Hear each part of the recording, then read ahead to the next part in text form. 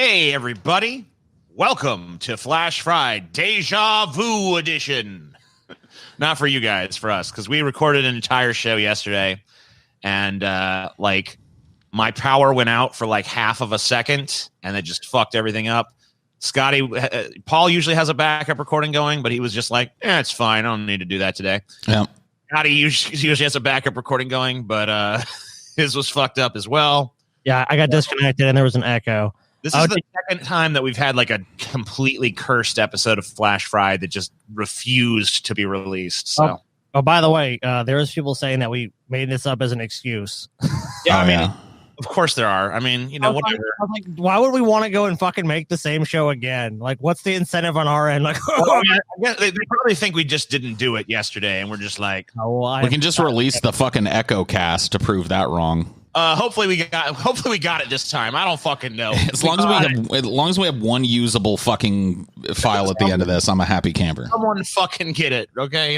I mean, you know what? I'll record on this fucking program as well, just fucking in case. Yeah. Start recording. Yeah. You're good. What is this? Go away. No. CJ's fucking it up now. Now his copy's fucked. Start recording. Just start it. No, he's recording on the software used for the conference. Yeah, sure. Go ahead. Okay, I think it's recording. Maybe I don't fucking know. It is. Anyway, yeah. I mean, I don't know what's going on, but doesn't really matter because here's the first story. Incredibly rare red rainbow forms over Birmingham in once in a lifetime moment. Ooh! Wow. Behold. The red rainbow. Damn. 2020 really is an evil year, isn't it? I know, right? This looks like some kind of dome that aliens put over a city to fucking torture the people within it. Stephen King presents Somewhere over the rainbow. Somewhere under the rainbow. Oh, dude, we need like a Manson cover of that, TJ. The red rainbow. He can play like the fucking sheriff of the town or some shit. Like, give him some power. I'm a red rainbow. No. This I pulled this because it seems like an ominous omen of doom. Although it's a little late because I have to say, wait a minute. Unless I don't know. Things might be getting worse. In fact, they probably will. They very well could. But still a little late, I think, on the omen. Probably should have just had that on January 1st, 2020. Just the red rainbow shows up and we know. Like, oh, okay. People love these people freaking out about rainbows stories. Remember the double rainbow all the way guy that died recently? God rest his soul. He's gone now. Love spectacles, testicles, wallet, and watch. Man. He was a good man. Double rainbow guy. He died too early, man. He died as he lived. Yeah. So, it was over Birmingham. It looked like with a rust-colored dome covering the city. Footage shows the beginning of a red arc glowing on the right-hand side of the screen before it expands and fills the whole horizon with a gigantic dome. Wow. Unlike the typical rainbow, the inside curve is also red, creating a stunning visual effect. Abigail Daisy Parks, who filmed the sensation, is heard gasping in shock through the clip, which was recorded on June 13th.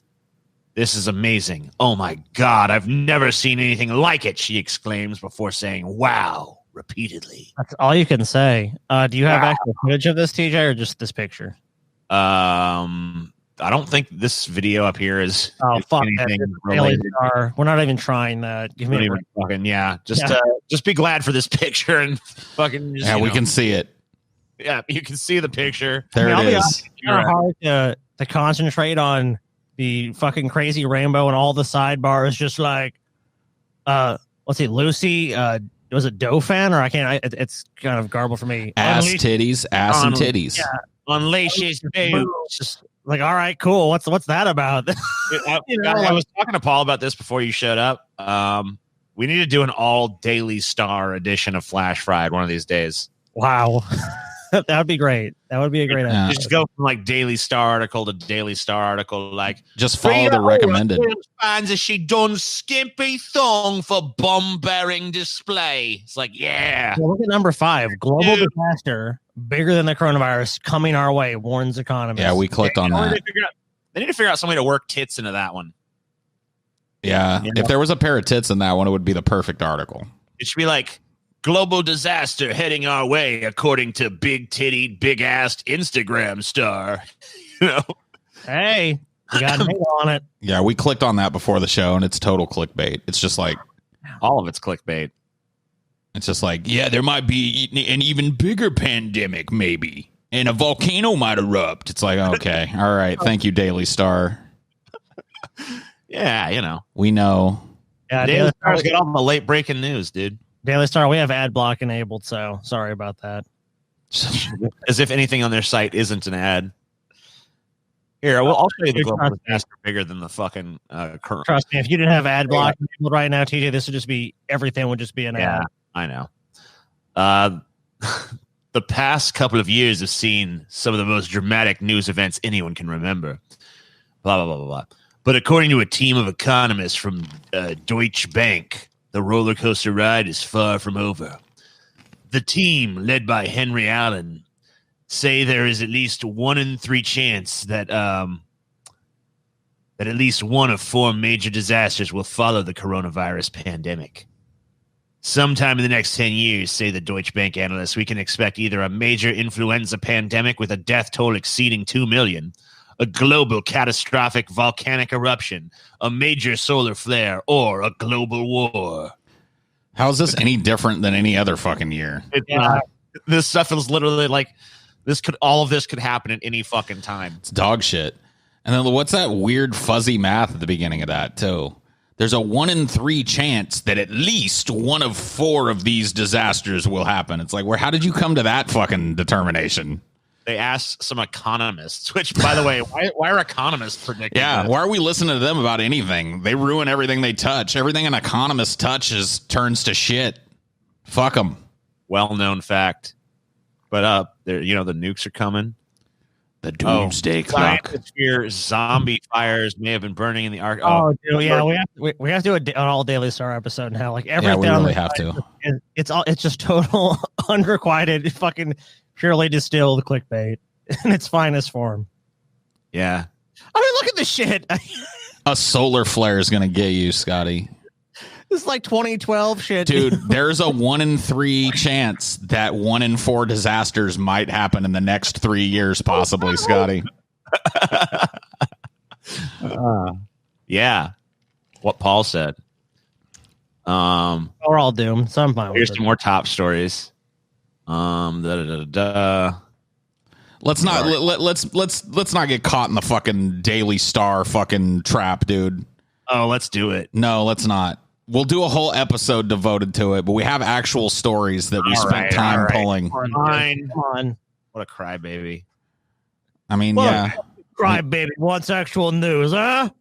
Fucking stupid ass. Give me the real news, TJ. All right, let's listen to our esteemed Louisiana senator. All right, I'm ready. some intelligent fucking remarks from him. Are you ready, Scotty? I'm mentally prepared. Are you ready? We should probably turn our cams off, gentlemen. Yeah, probably a good idea. 1 second. Oh yeah. It'll help the video run smoother. All right. Are you ready? I was born ready. Are you ready? I'm not ready, TJ. It's going to be too profound. I'm not sure. I have to admit, TJ, I'm scared. This is one of the smartest men in the Senate, so. Yeah. I mean, like, I'm just going to tell you right now. Prepare yourself for fucking wisdom. All There's right? going to be some big brain, high level fucking ideas right now. I'm a little scared. Are you ready? As ready as I can possibly be. Are you ready? As ready as I can be, TJ. God damn it. Just play the fucking clip. All right. But before I do, I just want to ask one more time. Are you ready? I guess. We have people on Capitol Hill, I'm sad to say, that think cops are guilty until proven innocence. And I'm going to say what I said the other day. If you hate cops just because they're cops, next time you get in trouble, call him a crackhead.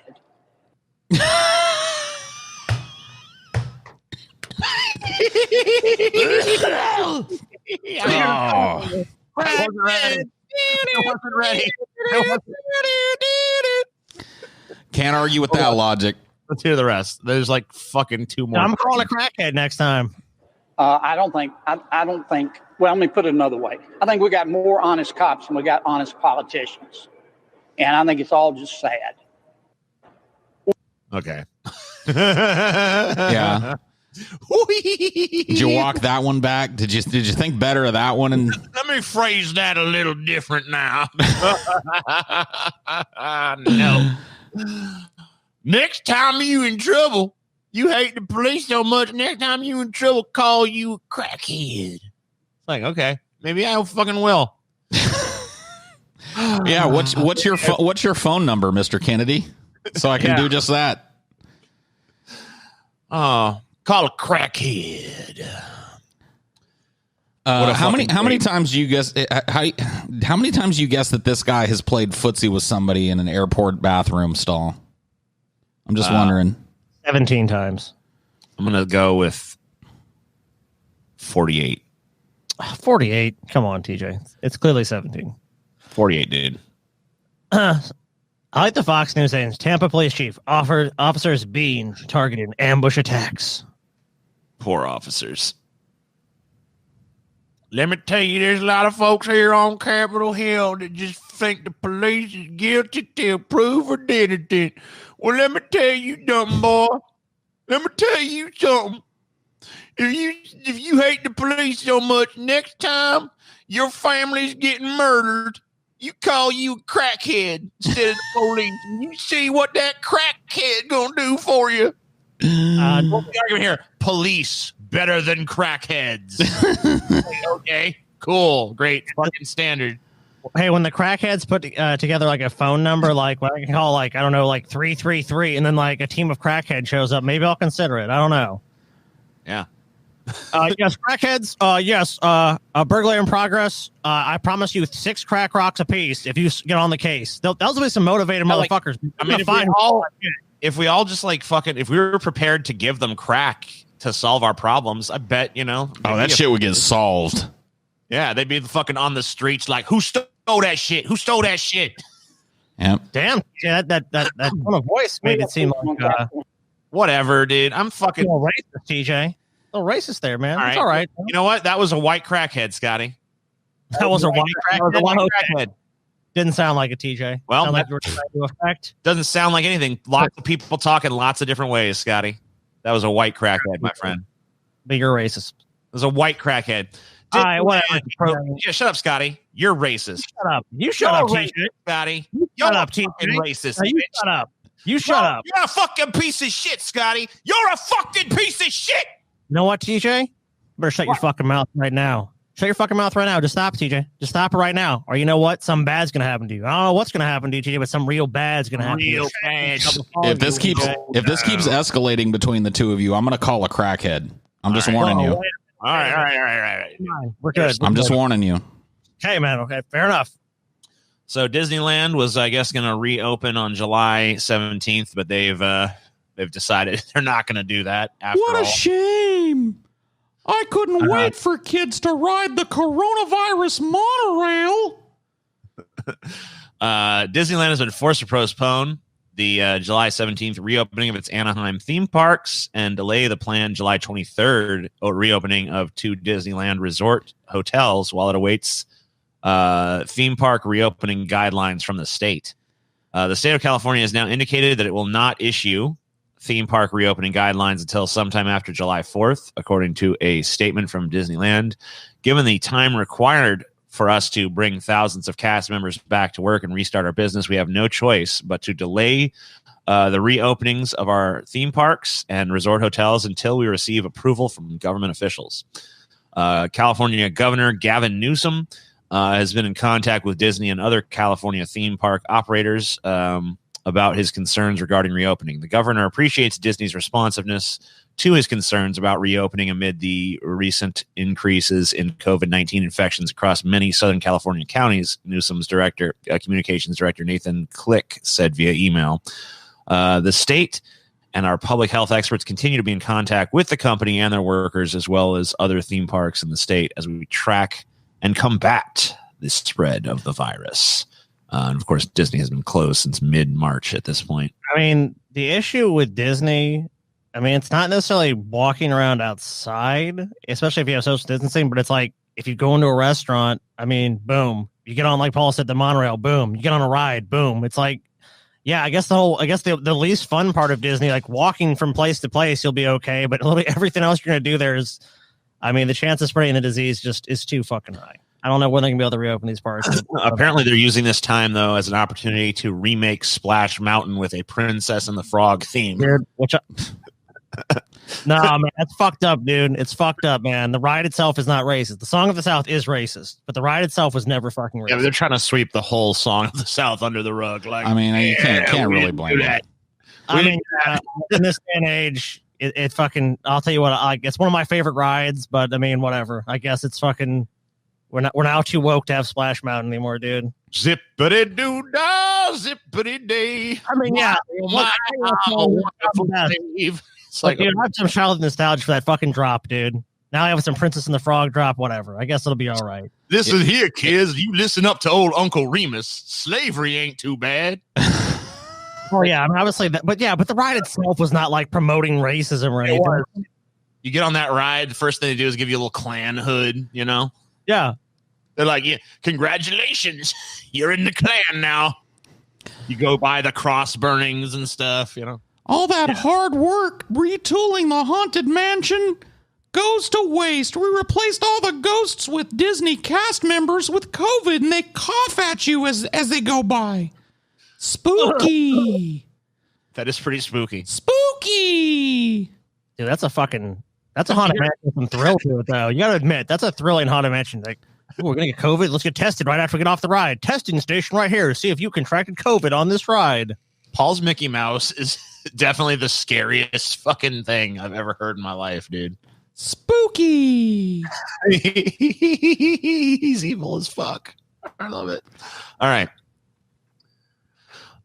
More great news from our home state here. Louisiana paramedic fired for post that shows KKK hood. Yeah, it is.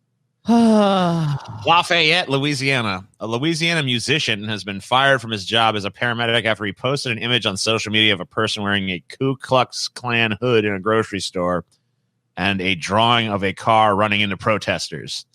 The posts and underlying insensitivity and disrespect shown by the posts are not in any way representative of our company. Acadian companies said in a statement on Facebook Tuesday announcing the firing of Bergeron.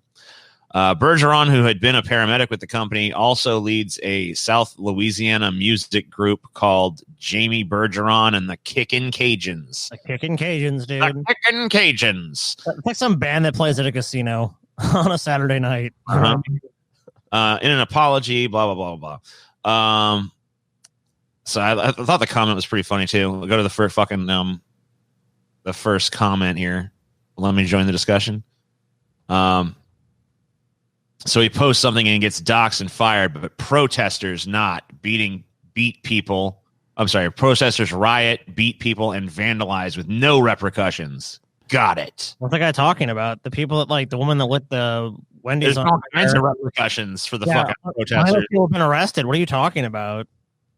There's been plenty of arrests. There's been plenty of people who got fucking shot in the face with rubber bullets. Bullshit. That's not what I've seen. The cops show up and throw flower petals at them. Please don't loot. Oh, stop looting. Okay, well, you looted. Here's some flowers, though. Yeah. Good old Louisiana. I do love that, like, the big kind of cultural shift that we have has, like, people coming out and going, like, mask off because they're frustrated, you know? Yeah, this'll get them, too. Census shows white decline, non-white majority among youngest. All right, guys. Dun, dun. TJ, Paul, don't panic. Here's what we got to do. We got to have them FEMA camps, not for the white folks, for the young folks now. Round them up unless they're white. The white people can go free. Round them up, re-educate them, and then everything in this society will be just fine. Bring back the internment camps, boy. For the generation of Americans not yet old enough to drive, the demographic future has arrived. For the first time, non-whites and Hispanics were a majority of people under age 16 in 2019. An expected demographic shift that will grow over the coming decades, according to figures released by the U.S. Census Bureau on Thursday. We are browning from the bottom up in our age structure. I don't want Browning? Is that what they're calling it? This is going to be a diversified century for the United States, beginning with the youngest generation. There's got to be a better fucking term for like Prepare yourself for the browning. browning. Sounds like shit in your pants. It is, Paul. Oh, hold on, guys. I just browned. I gotta go change my pants. Browning. Shit its pants. I'll tell you who's going to shit their pants. A lot of white people in this country. Because like this demographic shift has been in the news for like since I was a kid, you know, because I've seen it coming. Now that it's here, though. The numbers don't lie. But yeah, now that it's here, oh my goodness gracious, there's going to be some angry white people. You will not replace us. You will not replace us. It's like, yes, they will. Replace us. Oh, boy. At the same time, the number of non-Hispanic whites in the U.S. has gotten smaller in the past decade as deaths surpass births in this aging demographic, according to the Census Bureau population estimates. Well, I mean, if white people, all those white people that are supposedly so afraid of this care, they should have all just went out and had a bunch of kids. Oh, please don't give them that idea. Please. Oh, Paul, they ain't going to do it. It's not going to happen. I mean, it's already too late for it to really happen anyway. I mean, I guess it's not too late, but I mean, like, if they really were truly that worried about some arbitrary number, then that's what they should have done, and they haven't done it. So this is the result. There's immigration to our country. You know, it's been, people have known about this shit for fucking decades. Like you said, this shit goes back like, I think this was started reporting like maybe like the 70s or 80s is when I started covering this in the news, and it's like I've seen it every year since then. Like less and less whites. It's like, okay, I mean, I don't. Fertility rates are generally higher amongst Hispanic people as well, so it's just like a matter of time. Well, I'm also there's cultural differences, but I mean, honestly, it shows after about one or two generations, most people have about the same birth rate as white people in this country. So it's white people. I think there needs to be less people in general. You know what I mean? Personally, so I don't care what the people remain look like, as long as they're fucking smart. Pretty soon you're going to look at a crowd like this and finding a white person will be like finding Waldo. Oh, man, I can't wait. Oh, my God. I can't wait until this country is just a beautiful shade of beige, man. The beige nation. I love it. Let's do it. Mm-hmm. Race trader Paul don't care nothing about his own people. I mean, we've been calling this place a melting pot forever. Let's start melting the pot, man. Let's do it. I mean, what?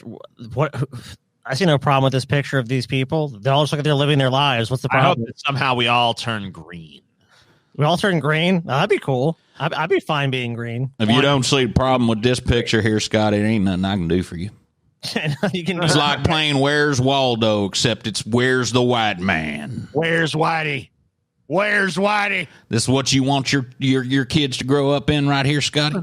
They're going to grow up there regardless. I do feel like I'm not going to make some seismic shift in the demographics of our country. I do kind of feel like the thing that I feel is wrong is there's just too many humans packed into this little tiny space. But yeah, I agree with you there. I mean, there's nothing I can do about that. So, U.S. hits highest single day of new coronavirus cases with more than 45,000. We're number one. We're number one. And you guys never say we're number one. I'm going to call you guys out right now. You guys never say we're number one. You know what? You're right. This time we're number one. Dude, I did a whole episode called America, the World's Biggest Dick. Yeah, that's true. Also, they're number one all the time. Did Paul ever say that? Yeah. Patriotic Paul did. Oh, Patriotic Paul. Patriot Paul. That was a 2-part episode. The U.S. saw a record number of new coronavirus cases in a single day with 45,557 diagnoses reported Wednesday, according to a tally by NBC News. Wednesday's cases topped the previous highest daily count from April 26 during the first peak of the pandemic in the U.S. By more than 9,000 cases. According to NBC News tracking data, the World Health Organization reported its single-day record on Sunday with more than 183,000 new cases worldwide. Blah, blah, blah, blah, blah. So it's pretty much over is what I'm getting from this. Time to reopen, everybody. It's like it's like the dolphins from Hitchhiker's Guide to the Galaxy. So long and thanks for all the fish, dude. we're just fucking idiots, dude. Time to go. Yeah, I mean, most countries have gotten this under control, but our country is like still like fucked. Thank God for Brazil. I'm seeing all those charts and shit. Yeah, Brazil's fucking up worse than us. So even really, in this instance, we're still not number one. Brazil's number one. We're number 2. That doesn't feel good. Let's get out there and spread this virus around a little harder. I think they got more per capita, though, right? Hey, CIA, look, go start spreading that more in Brazil so we can be like, look, we fucked it up pretty bad, but not as bad as Brazil. I've seen so many charts where the coronavirus is like, it's up and then it goes down, right? And for other countries, like, here's Spain. Whoop, woo. Here's Italy. Whoop, woo. Here's the United States. Whoop, whoop. Like, oh, shit. What the fuck did we do? Oh, dude, every chart I've seen has been like this. Maybe like it plateaus a little bit, then it just keeps going up. Like, we've never really hit a point where like we stopped having cases. Yeah. That hasn't happened. I remember we were all looking at like places like Italy and shit and being like, fucking, at least we're not as bad as that. And they're like almost completely recovered. And, you know, we're back into the shit, fucking full steam, whatever. I just can't believe we're so stupid. Well, I mean, it's not really that hard for me to believe. You guys pull the stuff from like the meeting they had in Florida. I think it was in like Tampa or I forget where in Florida, where like the people were like, no, these masks. You know, they're basically just no, I heard about that though.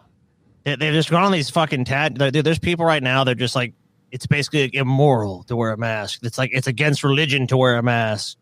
Like we have perfectly good like this one. What religion is it against? Wait, huh? What religion is it against? They said that the city council is committing crimes against humanity by making them wear a mask. Oh boy! All right, crimes and that they would be held accountable. Okay, it's like these people are insane. All right, it's time for Civil War Part 2. Let's just rename the South Corona Town and let all these people stay there, and then just take Trump's wall and move it north a little ways. You know what I mean? Wall them off in Corona Town where they don't have to wear masks and just let them die off. It's about that time. Let's do it. Let me get the fuck out of here first, though, please. Let's thin the herd a little bit. Yeah, it's time to start thinning the herd. Like, let everyone just, man.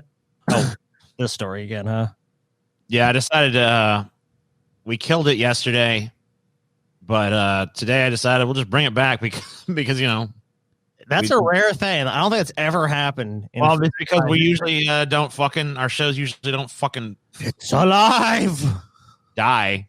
But anyway, so I think the whole reason that our show failed yesterday is because we fucking dropped this story. I think us dropping this story was the worst fucking idea ever. So I don't even get this meme because I haven't seen Breaking Bad. So there is a scene in Breaking Bad where Walter White, the main character, brings home a pizza. And he goes in there, his wife's being a cunt to him or whatever. I think his kids I don't know. He's having family troubles and shit. So he gets pissed. He goes outside. He fucking throws the pizza up. It fucking flies on the roof. Okay. And it's, I'm whatever. I don't think the moment really would have stuck with me if not for these people who apparently it did stick. It's crazy too, because apparently it was done on the first take too. Yeah. Okay. But it's been more than a decade since the infamous Breaking Bad episode Caballo Sin Nombre aired on AMC. The second episode of the third season has plenty of memorable scenes that drive the story forward, but the most important is the moment when Walter White tosses an entire pizza onto the roof of his house. This scene, which actor Bryan Cranston achieved in a single take, or accomplished, whatever, it doesn't mean, it makes the same, is both dramatic and funny, just like Breaking Bad itself. But fans can't let go. Even 10 years later, people continue to show up at the Real House in Albuquerque and waste pizzas by throwing them on the roof. Things have gotten so bad that Vince Gilligan went on the record urging fans to stop vandalizing the home where people actually live. So the scene in question shows Walter arriving home with a gift offering for his family. At this point, he and Skyler are fighting because she's not exactly thrilled that her husband is a meth manufacturer. Walt tries to smooth things over by coming home with a pizza, but Skyler won't accept his apology and locks the door. In frustration, Walter hurls the pizza into the air. It lands on the roof of the house. And ever since, fans have been seeking out the house and arriving in droves to waste pizza. Things got so bad that Gilligan had to plead with people to stop. Blah, blah, blah, blah. So here's the people. There's Francis and Luis Padilla. Blah, blah, blah, blah. We've had pizzas on our roof. We've had pizzas on our driveway. Pizzas until we're sick of looking at pizzas. I'll sit outside with a shotgun and a rocking chair, like Granny from the Beverly Hillbillies. Cool. He's got the wrong idea, man. I'd put plastic on my roof, and I'd have some sensors up there that would alert me whenever a pizza hits, so I could just fucking go through a trap door and snag that motherfucker and eat it.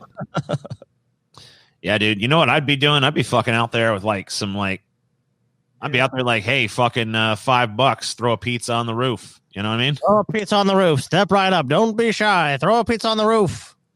Have like a fucking target and shit, dude. Come on. Yeah, like put a little target. This is exactly where it landed in the show. See how close you can get to Walter White's fucking famous pizza toss, Yeah, they should just make money off this shit, dude. Look, this America, capitalism rules everything. Just set up a little. Here's Vince Gilligan talking about it.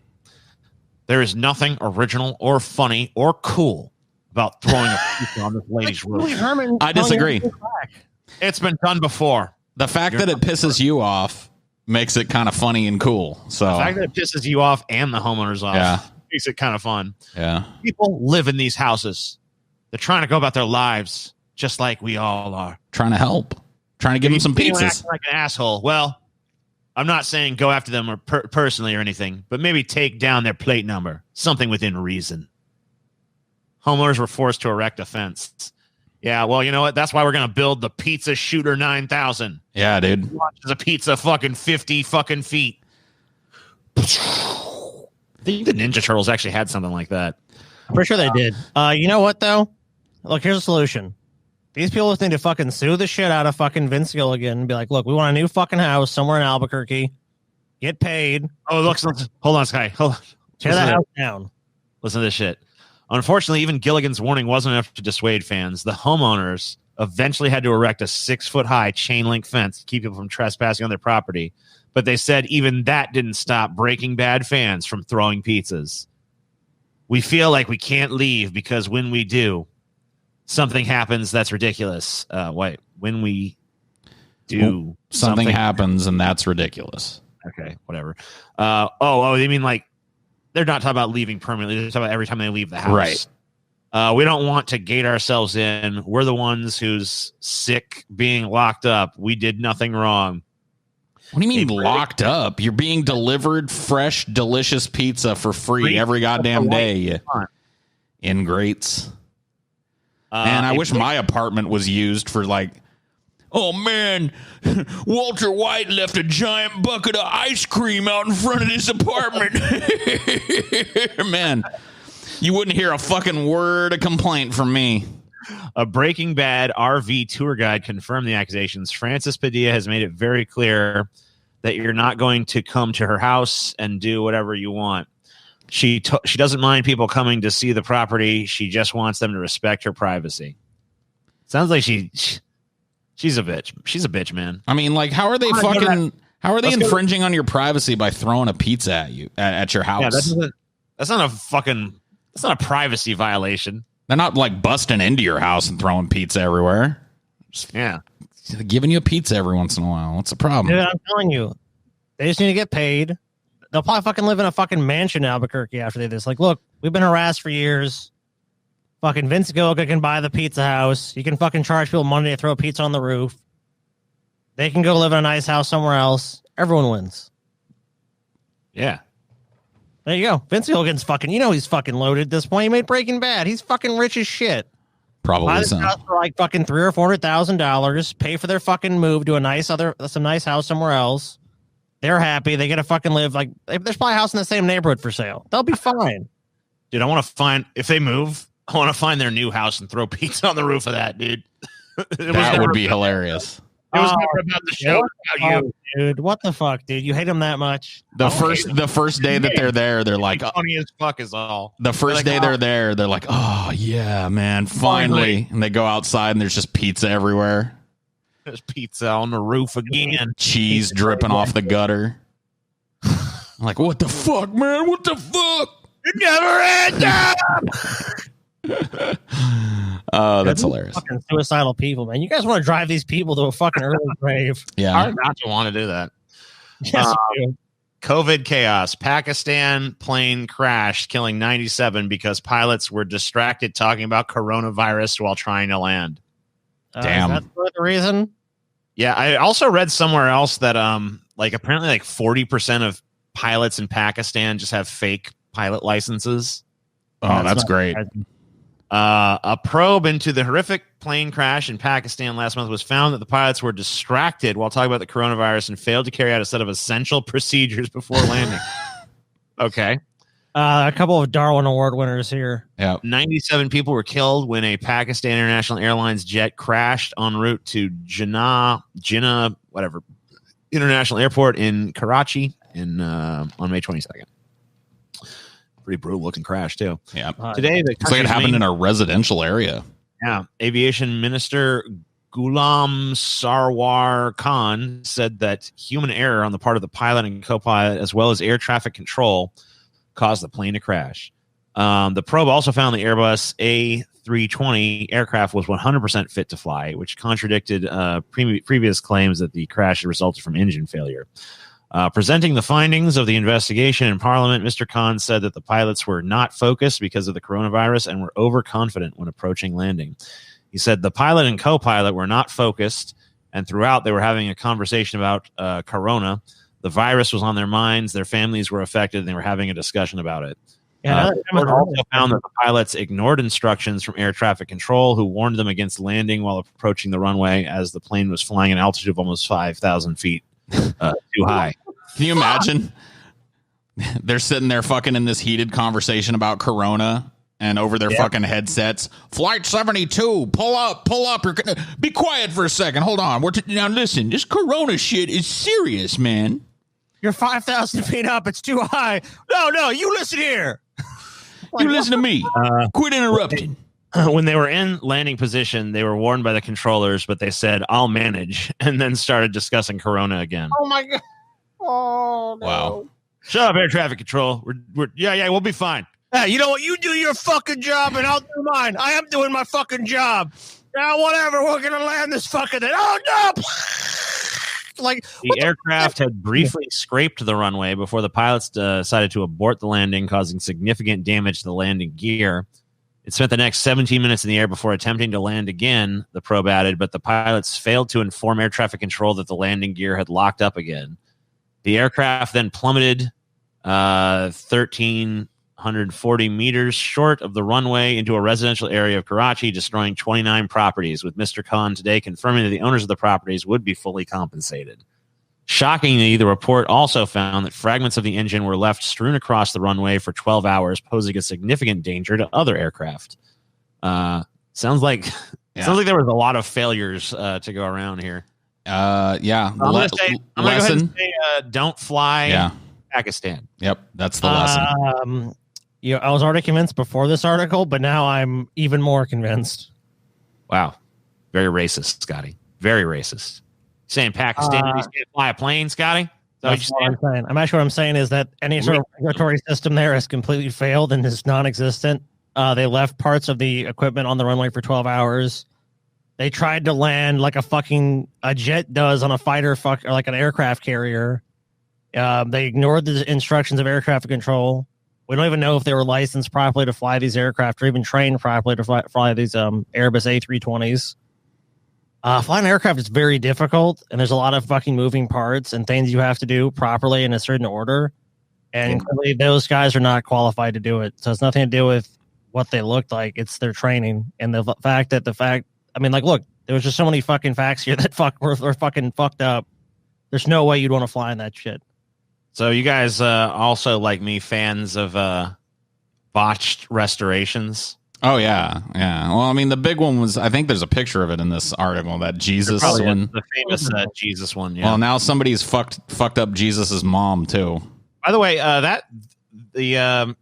that picture of Jesus was never like considered some like great masterpiece or anything before. No, it was fun. I guess it was funnier to make it seem like it was. But anyway, way more people now flock to go see the botched restoration than ever flock there to see the fucking Jesus mural. And in fact, they've made a ton of money off of it as well. So a lot of times these botched restorations are actually on pretty purpose. successful. Well, that one was not on purpose, but people loved it anyway, and still do to this day. They still meme it and stuff. But anyway, that's not about this. This a priceless 17th century painting of the Virgin Mary by Baroque artist Bartolome Esteban Murillo. See, we don't. I've never seen this painting before. Have you seen this painting before? No. But now all of a sudden it's. I mean, there's a lot of priceless paintings I haven't seen. It's probably not priceless. It's probably fucking not worth shit.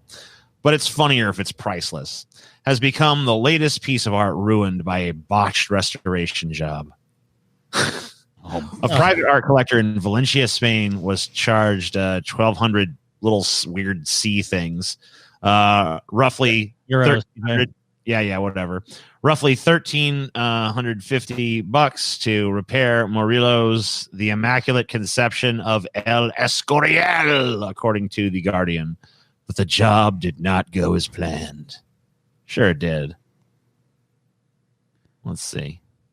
Come on. Come in. Stupid piece of shit. TJ's computer runs like it's from 1997. If it was 97, it wouldn't fucking even. Yeah, what's that? You got mail. You got mail. I think they did a good job. Look at that.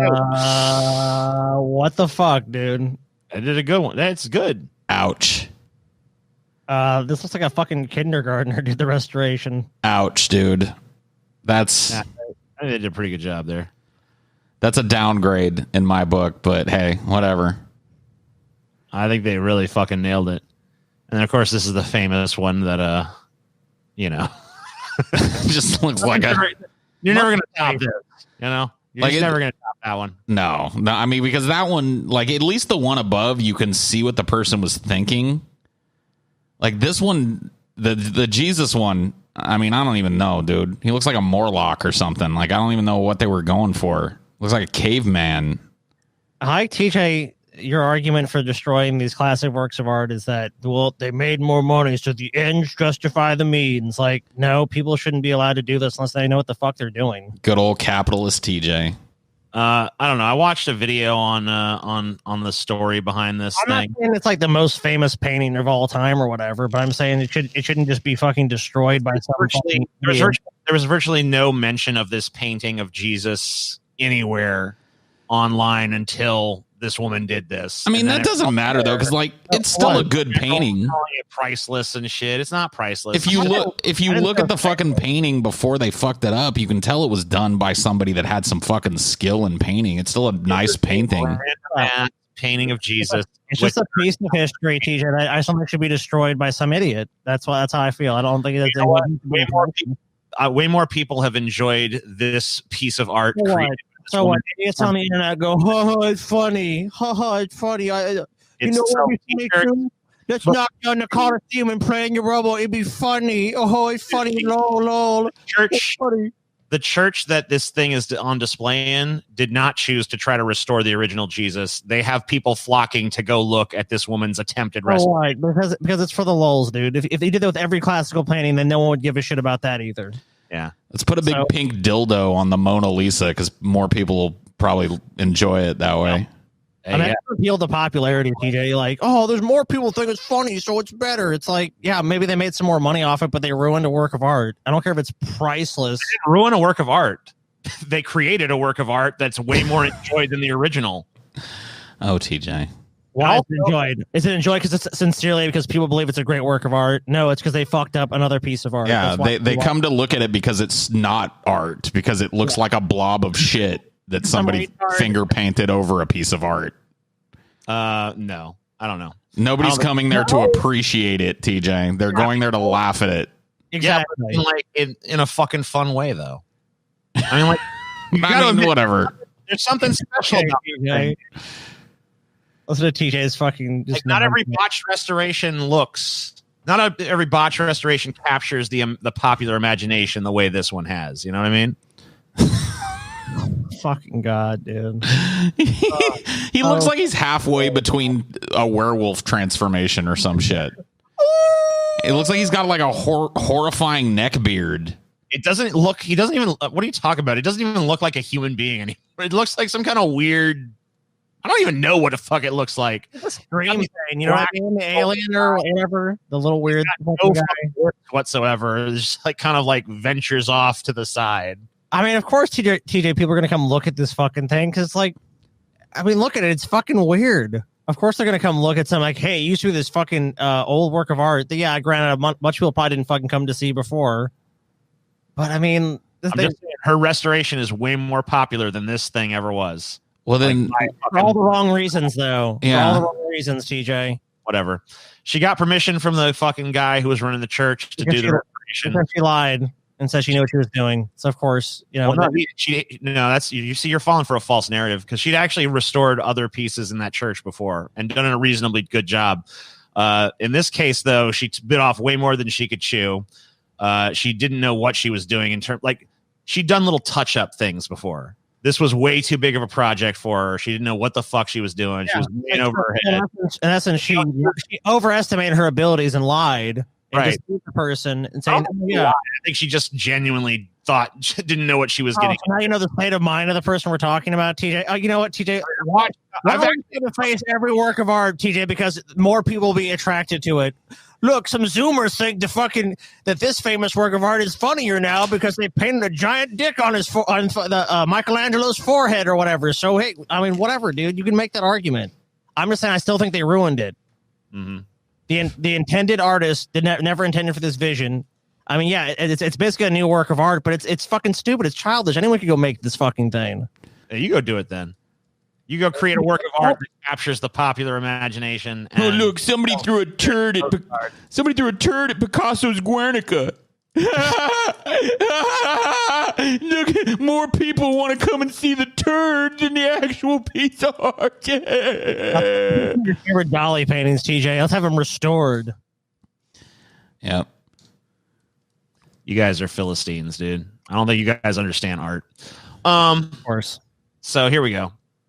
This is, I guess, some kind of ad. Oh yeah, cams off, dude. The fucking Trump campaign, dude. The Dementia Olympics are heating up, fellas. I don't know if you've seen this. I don't know if you've seen this ad yet.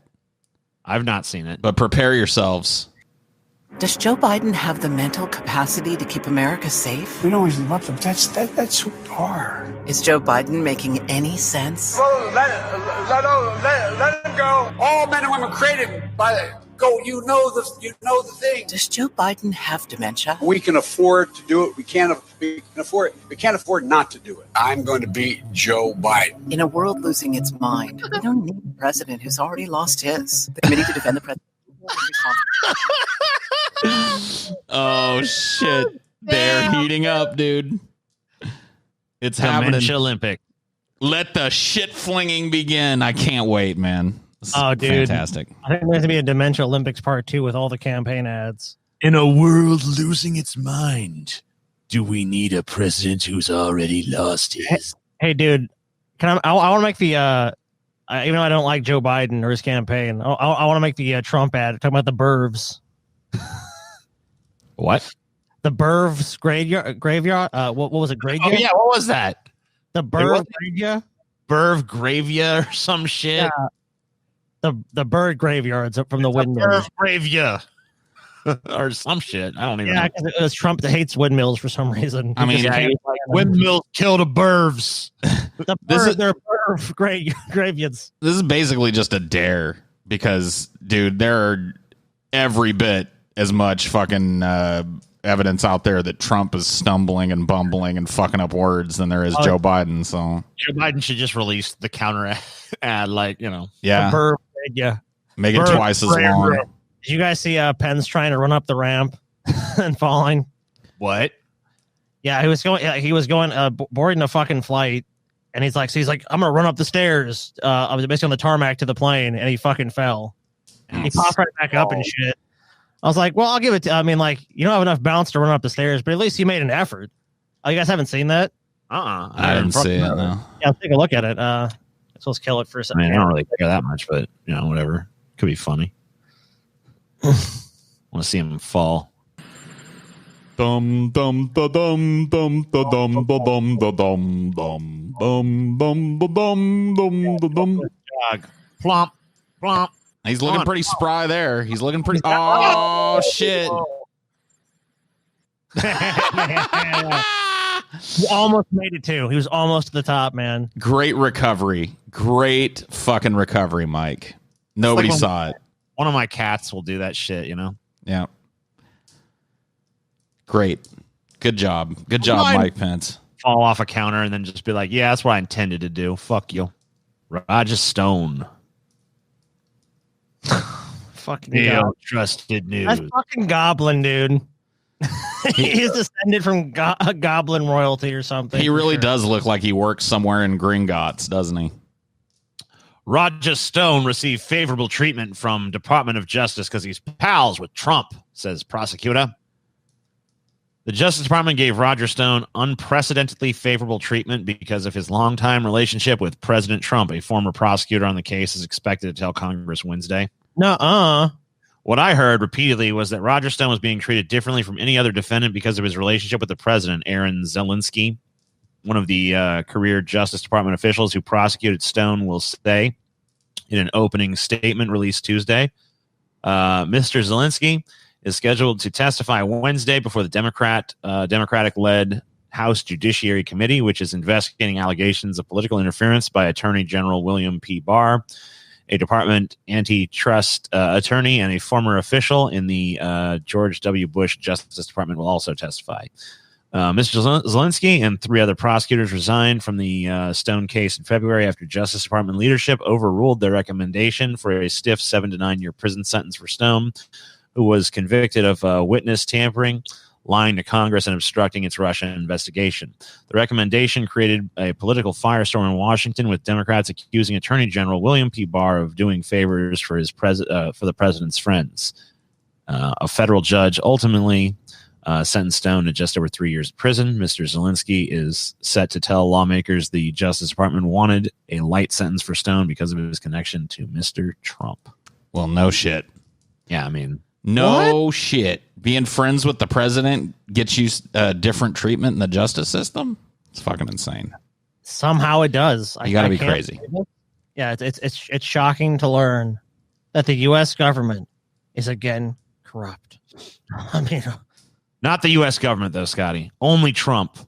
Only Trump would ever do this. Oh, I'm sorry. Yeah, of course. There's never been a fucking a leader that gave their friends special treatment in criminal prosecution until now. This is truly a new day in America. He invented it. Yeah, Trump invented this. Trump is the author of this. You know. And if we get a Biden administration, it'll totally and utterly change. This will stop. Joe Biden would never. He would never, ever. Goes without saying. In fact, Joe Biden would prosecute a friend of his worse. Yeah. I hold my friends to a higher standard. Yeah, he'd treat them tougher. I guess the advantage with Joe Biden, if he was going to hold you to a higher standard, he'd probably forget about it. So it wouldn't be that big of a deal. Why we're here again? Oh, you said I was free to go. Oh, yeah. You get a pardon. Yeah, that's right. See ya. Bye. Joe Biden's so out of his fucking mind that, I don't know. That's already working on Scotty. Look at that. I did that whole episode of how he was out of his fucking mind. So, I was already working on Scotty. yeah, it didn't need to work. We all are well aware of this before. Fucking, I don't think I was. won the nomination. No, I don't believe so. Endlessly about this, TJ. Let's go I fucking. don't believe so. on the paper. I don't Nobody believe so. out of his fucking mind. Who said that? TJ fucking Kirk. Nope, not me. Yeah, now you're all about harm reduction, TJ.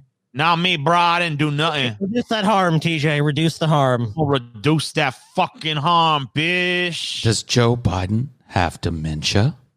I don't think he does. I think Joe Biden's sharp as a goddamn tack, boy. That's right, Really? boy. That's right. Cut the malarkey, TJ. He's a fucking. You're a dog. You're a lion dog face pony soldier. If you think fucking Joe Biden ain't What getting John all Wayne? that. TJ, look, I'm not as well versed in John Wayne as you. What John Wayne movie was that? That was in his classic film, Lion Dog Face Pony Soldier. Oh, okay, gotcha. Yeah, it's a rare one. Times are changing. The rich and powerful somehow skirt justice yet again.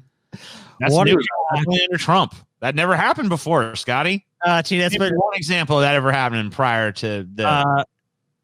Never happened. go See? back and look at fucking the entirety of human civilization when there's been rich. Oh, okay.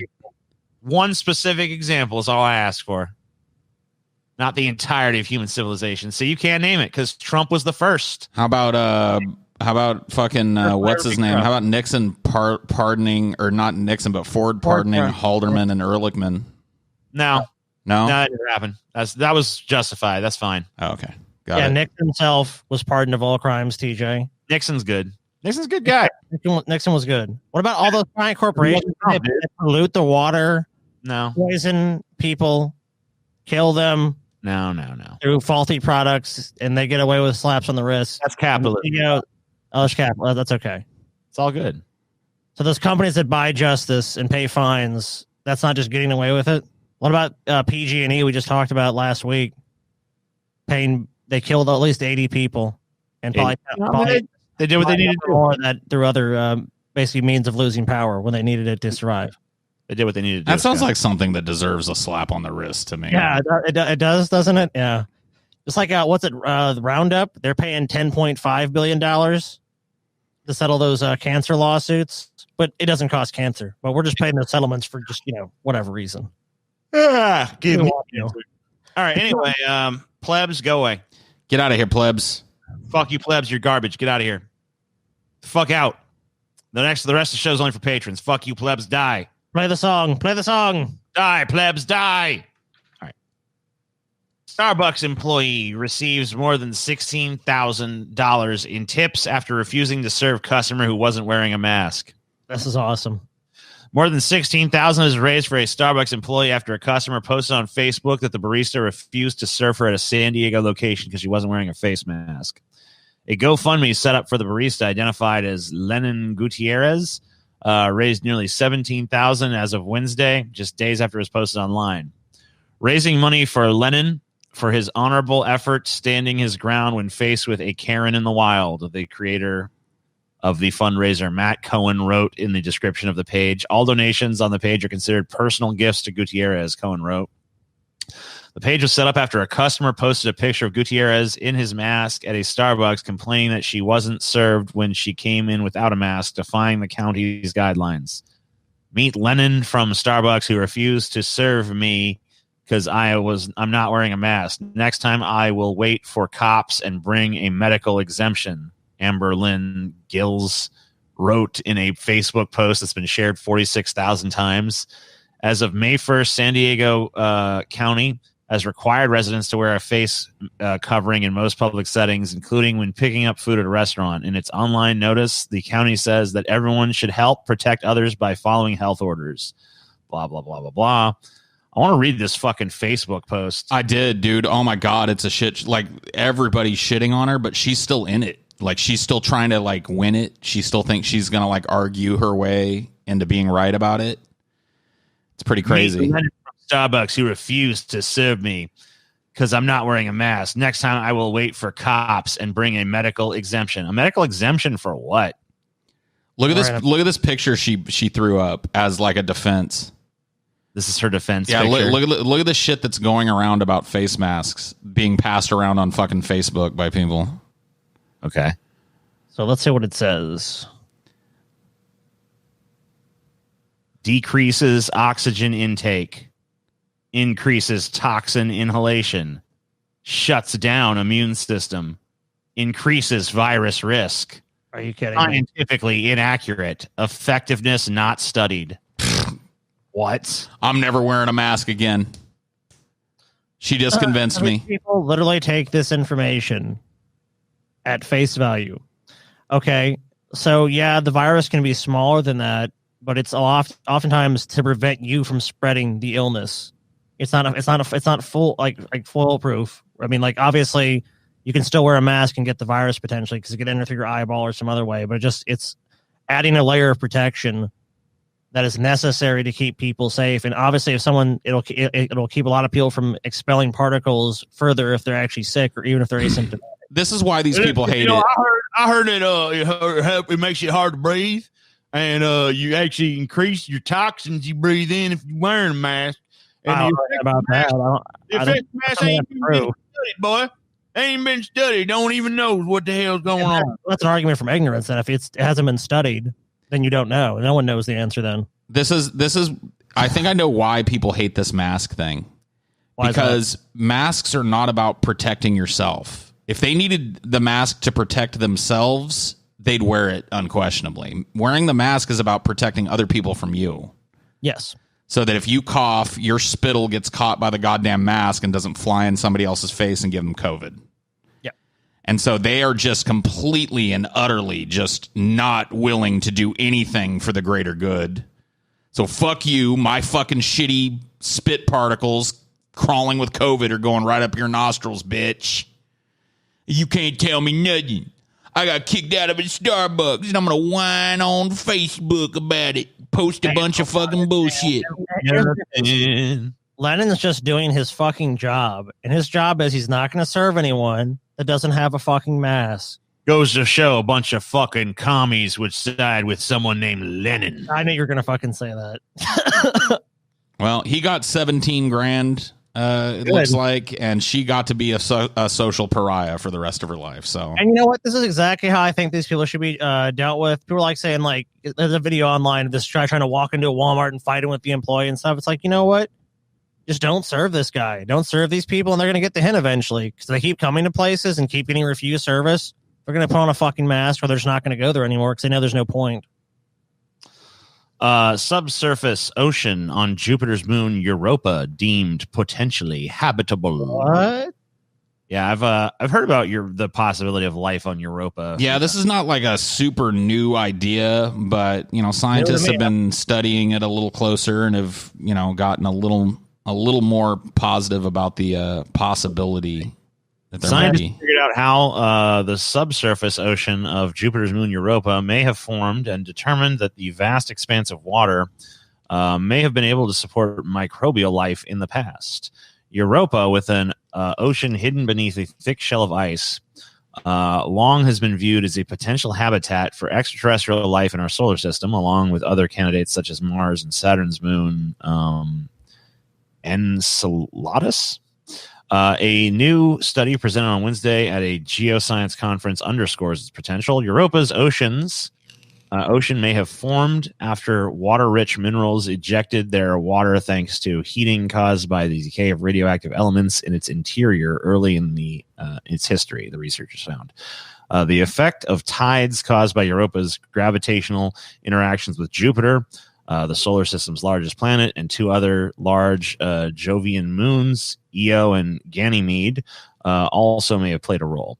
We think Europa's ocean may have been habitable early when it formed because of our models showing that the ocean's composition may have been only mildly acidic, containing carbon dioxide and some sulfate salts, said planetary scientist Mohit Milwani Daswani of NASA's Jet Propulsion Laboratory, the study's leader.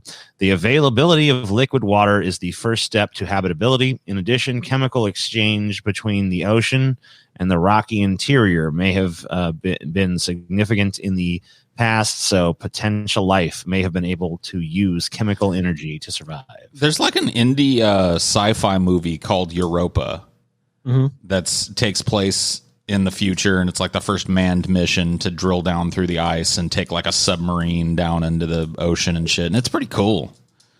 Like, it didn't go the way I wanted it to go. Like, I wanted them to run into some big Titanic beast down there, but yeah, they find aliens and shit. It's good. I liked it. I think it's not Europa. It's called the Europa Project, I think. Okay. Maybe they're there now, Paul. We don't know. Yeah. I wanted there to be a scene where they like drop into they're drilling down through the ice, and then they drop into the ocean and it's all black, and then they turn on the lights for the first time and the lights just penetrate into the blackness, and then all of a sudden some huge fucking thing just swims by. Like, oh. Yeah, okay. Well, what kind of aliens did they? Was it just like some energy aliens or some shit? That's lame, Yeah, dude. it was lame. Oh, right. I want the fucking evil creature fucking aliens that come out. Yeah, me too. I wanted them to drill through the ice and a bat comes out, TJ's obsessed with bats. Oh my god, you and that fucking bat, dude. People don't even get that reference yet. I know, that's a meme from the Lost episode. A meme from the future. No, it's a meme from the future. Oh, from the future. Oh, They're yeah, not that's right. it for a while, but don't just you'll get it someday. You'll get it someday, y'all. All right. Temperature hits 100 degrees Fahrenheit in Arctic Russian town. Sounds good, right? Oh, yeah. They're playing in some fucking water right now. What's the big deal? Yeah, right. Some It might have positivity for you. Look, Yeah. it might have been a sheet of ice before, but now it's a lake. Yeah, they're having a good time. Look, one of them's even dabbing. Whoa. See that guy back there? He's doing I'm not going to do it. I promised myself I'd never do it, but he's doing a dab. He's doing like that, that fucking, was that from Fortnite or something? I don't know. Some Zoomer bullshit. A Siberian town with the world's widest temperature range has recorded a new high amid a heat wave that is contributing to severe forest fires. The temperature in Verkhoyan. Okay. It's a lot of consonants. Verkhoyansk hit 38 degrees Celsius, which is 100.4 Fahrenheit. On Saturday, according to Pagoda Climats, a website that compiles Russian meteorological data. The town is located above the Arctic Circle in the Sakha Republic, about 4,660 kilometers or 2,900 miles northeast of Moscow. The town of about 1,300 residents is recognized by the Guinness World Records for the most extreme temperature range, with a low of minus 68 degrees or minus 90 Fahrenheit. Fuck that. That's fucking insane. And a previous high of 98.96 degrees. Fuck this place, dude. These people are crazy for living here. You get the best of both worlds here. I'm moving. Searing heat and frigid, horrible Arctic cold like minus 90. Yeah, minus 90. I can't. That's beyond my comprehension. I'm like, sorry. Minus 90 will kill you in like 10 seconds. Oh, guys, but there's even better news. Much of Siberia this year has had unseasonably high temperatures, leading to sizable wildfires. In the Sakha Republic, more than 275,000 hectares or 680,000 acres for Americans are burning. Oh, it's not that. That's not big of a deal, dude. It's less than 1 million acres, man. We had bigger wildfires than that in California a few years back. California, According to you, Scotty. according to let's see, the Vila Shokarana, You did pretty good with that. government agency that monitors forest fires. Yeah, dude. So, TJ, you know what? Everything's going good. Look, Australia had those big fires. California, now Siberia.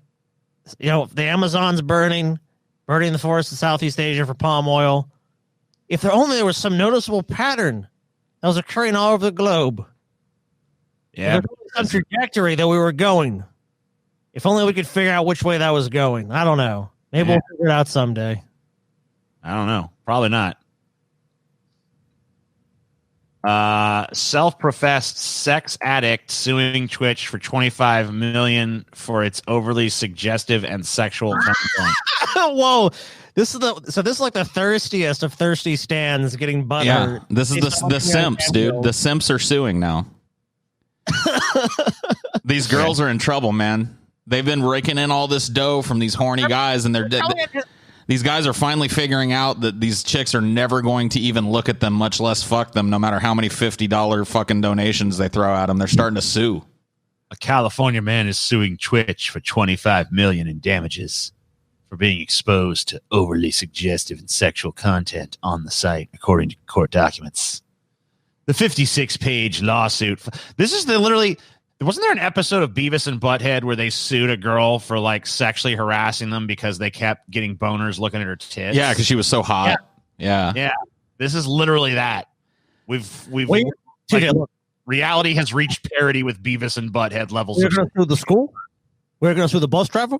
We're going to sue the students. We're going to sue the teachers. It's like we are going to sue Twitch. We are going to do the Twitch thoughts. We're going to, we're going to sue everybody, man.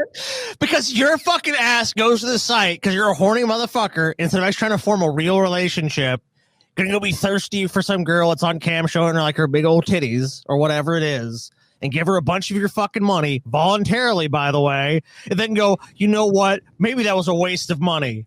Well, no fucking shit, dude, because your expectation in your fucking pea brain was that you kept giving her money, that she's going to go, oh, thanks, whatever, guy, that somehow that was going to lead to a relationship. You're fucking delusional. All right, here we go. In the complaint, Estavillo says he's a sex addict who also suffers from depression, obsessive compulsive disorder, panic disorder, agoraphobia, and Crohn's disease. So he heavily relies on the internet for all of his entertainment purposes. Okay, what does that have to do with this lawsuit? Twitch has extremely exacerbated his condition by displaying many sexually suggestive women streamers through Twitch. Wrong. Programming netcode, making it nearly impossible for the plaintiff to use Twitch. Wrong. Without being exposed to Wrong. This is the most retarded lawsuit. Dude, read the next paragraph. It illustrates how retarded it is. The complaint also says that Estavillo is following 786 female streamers and 0 male streamers on Twitch. I wonder why he's seeing nothing but Twitch thoughts. This is reminding me of that Weird Al song now, where it's like the lawsuit one, you know? Oh yeah. I'll take all your money. He just keeps like doing things to harm himself and then sues the fucking company. It's like, you never said I shouldn't use your microwave to dry off my cat. What the fuck? I like where he sues Delta for taking him to New Jersey because it sucks. Yeah. This guy. In addition, Twitch also takes advantage of the plaintiff and many other sexually addicted viewers by allowing them to subscribe, donate, or pay bits to these women streamers. Twitch uses this immediate gratification reward system against their sexually addicted viewers, no different than how a casino would. What gratification are they getting, though? See, at a casino, when you plop down $100, you get gratification from the chance that you might win 200. Like, what gratification has anybody who's ever simped for one of these Twitch chicks gotten? Maybe she'll sleep with me one day. Maybe one day she'll be like, hey, aren't you fucking, super retardio 71682? You gave me all them Twitch donations. Now I'm gonna suck you's dick. I don't know, dude. I don't know what the fuck they're thinking. I mean, like, look, I went to Twitch the other day, and I don't even have a Twitch account, and all the top streamers were dudes. Number one, with big old titties. So, dude, look at this. He literally follows fucking 786 women and no men, and then is like, why do I keep getting turned on? Why do I keep going to Twitch and seeing titty streamers, man? No one's forcing him to go. Even if he relies on the internet for his entertainment, no one's forcing him to go to Twitch. No one's forcing him to sign up for Twitch. No one's forcing him to fucking follow 786 fucking girls on Twitch, and also no one's forcing him to give his money to them. Oh, look at this last line. Yeah, SWO has previously sued Sony, Microsoft, Nintendo, and Blizzard Entertainment in the past for various reasons. All of the previous cases have been dismissed. Surprise! What a waste. Is going to be in the fucking lawsuit graveyard in a few fucking days or months or whenever it gets a hearing. And you know what the best part about it is? The taxpayer gets to pick up the fucking bill for this fucking trial and fucking lawsuit and all the bullshit for this guy to continuously sue people for being a depressed loser who's homestuck. Yeah, that's basically it. Sweet. They took advantage of me. Just another argument for treatment for mental health in this country, because this is clearly the issue here. It's his mental health. They are insidious people. They are targeting me by having big boobies. I can't resist. Take my money. Oh, no, I need that money back, please. This is something else.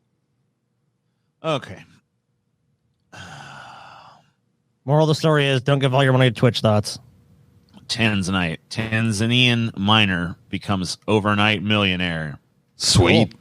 A small-scale miner in Tanzania has become an overnight millionaire after selling 2 rough tanzanite stones, the biggest ever find in the country. Saninho Lazer, earns $2.4 million or $3.4 million dollars. Fuck whatever the fuck that thing is, pounds, I guess, from the country's mining ministry for the gemstones, which had a combined weight of 33 pounds. There will be a big party tomorrow. Mr. Lazer, a father of more than 30 children. What the fuck? Dude, okay, you know what? I would not normally advocate someone needs to blow all their money, but if this dude has a fucking red cent, he has 30 kids, dude. It's going to be fucking World War III for that estate. So he better just blow all his money before he dies and just tell his kids, like, look, you guys ain't getting shit because there ain't going to be nothing left. You're on your own. Yeah, you're on your own. Just you got to make it work for yourselves. Fuck.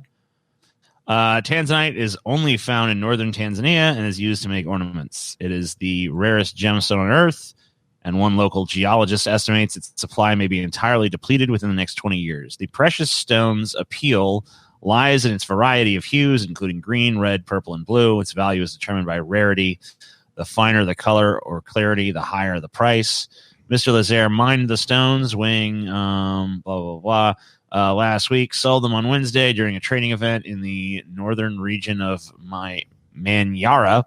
Until now, the largest tanzanite rock to be mined weighed 3.3 kilograms, which is way less. He pretty much doubled that with the smaller stone that he got. Yep. President John Magufuli phoned to congratulate Mr. Lazer on the find. This is the benefit of small-scale miners, and this proves that Tanzania is rich, the president said. Blah, blah, blah. Yeah, I think you guys should be very careful. Here's what he says he plans to do with the money. I want to build a shopping mall and a school. I want to build the school near my home. There are many poor people around here who can't afford to take their children to school. What a nice guy. Damn. I'm not educated, but I like things run in a professional way, so I would like my children to run the business professionally. Plus, we're not thinking about this, too. I'd be willing to bet that like $3.3 million goes a lot farther in Tanzania. Yeah, it does, I'm sure. That's true. That is very true. So this dude's like a Tanzanian billionaire now, basically. I don't know if it goes quite that much further, but yeah. It probably does go quite a bit further. There is enough security here. There won't be any problem. I can even walk around at night without any problem. Some small-scale miners like Mr. Lazer acquire government licenses to prospect for tanzanite, but illegal mining is prevalent, especially near mines owned by big companies. Look at this shit. He says the windfall would not help change his lifestyle and that he planned to continue looking after his 2,000 cows. This dude has 2,000 cows and 30 children. When does he have time to mine for tanzanite? Oh, no, dude. I can barely get out of bed and like take a shower some days. Like, what the fuck? Yeah, well, you're not a go-getter like this dude is. I guess not, man. We all need to be a little bit more like fucking. I mean, I'm sure he's got a lot of help. I'm sure he's got a lot of help. You don't look after 2,000 fucking head of cattle by yourself. Jesus. Probably not. I mean, he probably has 30 kids to help him look after his. I know. He fucking needs her. No wonder he needs like a workforce. He's like, I ain't paying him. Fuck it. I mean, if this dude's got 2,000 cows that are his, he was already fucking rich. Yeah, he was already kind of pretty rich. Clearly, he is clearly well off before. Get out of here. We live in a cage. Residents hide as a macaque. Is it? How do you pronounce Macaque, yeah. Yeah. Ow, macaque. All right. Gangs take over Thai City. Dude. So yeah, have you guys ever seen this shit? Like before you read, have you guys ever seen like these Southeast Asian cities and shit that are like overrun with monkeys? Yeah, kind of. Yeah, I've seen some. And like tourists feed them, and they just run around in gangs and shit. Yeah, and they get pretty aggressive too. Yeah. Right? Apparently they're getting like violent, I guess. Oh, cool. Residents in Lopburi, Thailand, are hiding behind barricaded indoors as rival monkey gang fights create no-go zones for humans. The ancient Thai city has been overrun by a growing population of monkeys supercharged on junk food. As locals try to placate the macaques with snacks, the monkeys usually enjoy a steady supply of bananas from tourists who have dwindled amid the coronavirus pandemic. Pointing to the overhead netting covering her terrace, Kujiri. Oh my God, no! Give it attitude. No, you got to do it, TJ. All right. Oh, what the fuck, TJ? Teeka Watanawana said, "We live in a cage outside." I think I got that pretty fucking close. Boo. Yes, you're gonna love it. Okay. Their excrement is everywhere. Their smell is unbearable, especially when it rains, she said from her home in the 13th century city. The fearless primates' antics were largely tolerated as a major lure for the tourist hordes who descended on the city before the coronavirus outbreak to feed and snap selfies with the plucky animals. But a government sterilization campaign is now being waged against the creatures after the epidemic provoked an unexpected change in their behavior. As foreign tourism, Thailand's cash cow, seized up, so did the free flow of bananas tossed their way, prodding the macaques to turn violent. Footage of hundreds of them brawling over food in the streets went viral on social media on March. Their growing numbers, doubling in 3 years to almost 6,000, have made uneasy coexistence with their human peers almost intolerable. An abandoned cinema is the macaques' headquarters. Nearby, a shop owner displays stuffed tiger and crocodile toys to try to scare off the monkeys who regularly snatch spray paint cans from the store. Nobody in Lopburi seems to remember a time without the monkeys, with some speculating that the urban creep into nearby forests displaced the simians into the city. Residents have taken it upon themselves to feed the macaques to prevent clashes, but locals say the sugary diet of fizzy drinks, cereals, and sweets has fueled their sex lives. The more they eat, the more energy they have, so they breed more, says Pramat Katampe, who manages the Prang Sam Yad temples surrounding shrines. Dude, it's time to just move out and cede this fucking town to the monkeys finally. Sounds like they run shit now. A real Planet of the Apes, dude. Yeah, sounds like they're running shit now. If people are running from them and like forced to feed them and shit, like who's in charge in that city now? I mean, look, the monkeys could be dealt with in a few days if people were just brutal. I just think they don't want to hurt them. So. Oh my God, dude. I would not want to go out and shoot a fucking macaque when there's 6,000 fucking rabid ass horny macaques running around, dude. Yeah, they see you shoot that one. They're like, enemy. They all descend upon you, rip you apart and shit. No, they're going to flee. What are you talking about? They're going to rip you the fuck apart, Scotty. These monkeys don't fuck around. Scotty shows up. I won't fucking deal with this problem. Monkey fucking takes the gun out of your hands and blows your fucking head off, dude. Look at that right there. They're described as fearless primates. They ain't running from shit. Fearless, Scotty. Oh, whatever. They're coming at you. Rip you apart, Scotty. Rip out your tongue. Rip out your eyeballs. I'll deal with these fucking macaws in about 10 fucking minutes, dude. You ain't gonna deal with shit, bitch. All right, you know what, TJ? Drop a bomb on them. Nuke them, dude. Nuke the thing. Yeah, then you'll just have like a fucking giant horde of oversized, rabid nuclear macaques fucking Hey, that's a pretty cool plot for like a bad B movie though. So I maintain that's a good idea. Cox. NASA names asteroid it will use as target practice to keep planet safe from impact. I didn't even know they were doing this shit. It will be called Dimorphos. Dimorphos. And is approximately the size of the Great Pyramid of Egypt. Dude, what if they fuck this experiment up and knock it off its trajectory and it hits us? Dude, that would suck. Pretty cool. NASA has given a name to the moon it plans to test its planetary defense on. The rock will be the target of NASA's Double Asteroid Redirection Test, DART, mission, which is scheduled for 2021. The mission involves deliberately crashing a spacecraft into the asteroid to change its motion in space. The target asteroid was first discovered nearly 2 decades ago with an accompanying moon. The binary system was given the name Didymos, while the moon was called Didymos B. Upon discovery, asteroids get a temporary name until we know their orbits well enough to know they won't be lost. Once the Didymos system was identified as the ideal target for the DART mission, we needed to formally distinguish between the main body and the satellite. And Andy Rivkin, a research astronomer at DART and DART investigation co-lead at the Johns Hopkins Applied Physics Laboratory, said in a statement. The moon will be called Dimorphos. It is approximately the size of the Great Pyramid of Egypt. Dimorphos, which means two forms, reflects the status of this object as the first celestial body to have the form of its orbit significantly changed by humanity. In this case, by the DART impact, said planetary scientist Cleomenes Tsiganis, who suggested the name. As such, it will be the first object to be known to humans by two very different forms, the one seen by DART before impact and the other seen by the European Space Agency's Hera a few years later.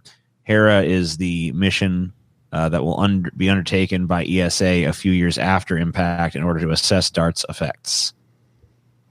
So this is our practice asteroid. We're going to see. And they're just going to crash something into it? Yeah, that's their plan. Like not even a bomb or anything? Nope, just crash into it. We're going to crash into it and see if we can fucking steer the motherfucker. Yeah, basically, let's change the fucking orbit of this asteroid. Okay. Just crash into it and see what happened. They're going to fuck this up, and this thing is going to destroy a city. I'm calling it right now. Cool.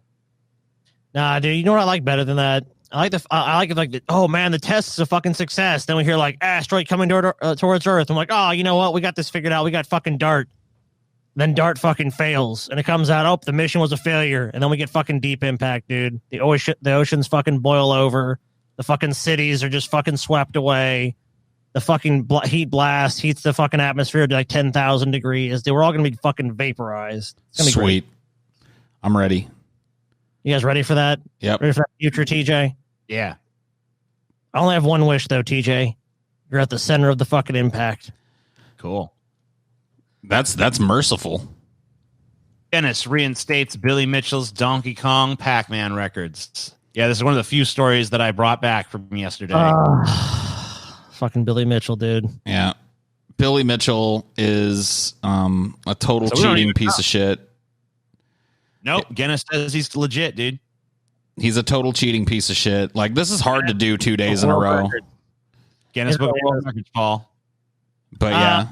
Basically, isn't the thrust of their argument that I think we listened to it before, and it was just that, look, people have challenged it. We removed him from having the records. Then there was new eyewitness testimony that said he had, in fact, done the record. Billy Mitchell appealed the shit out of him, dug up some new eyewitnesses. Some cronies.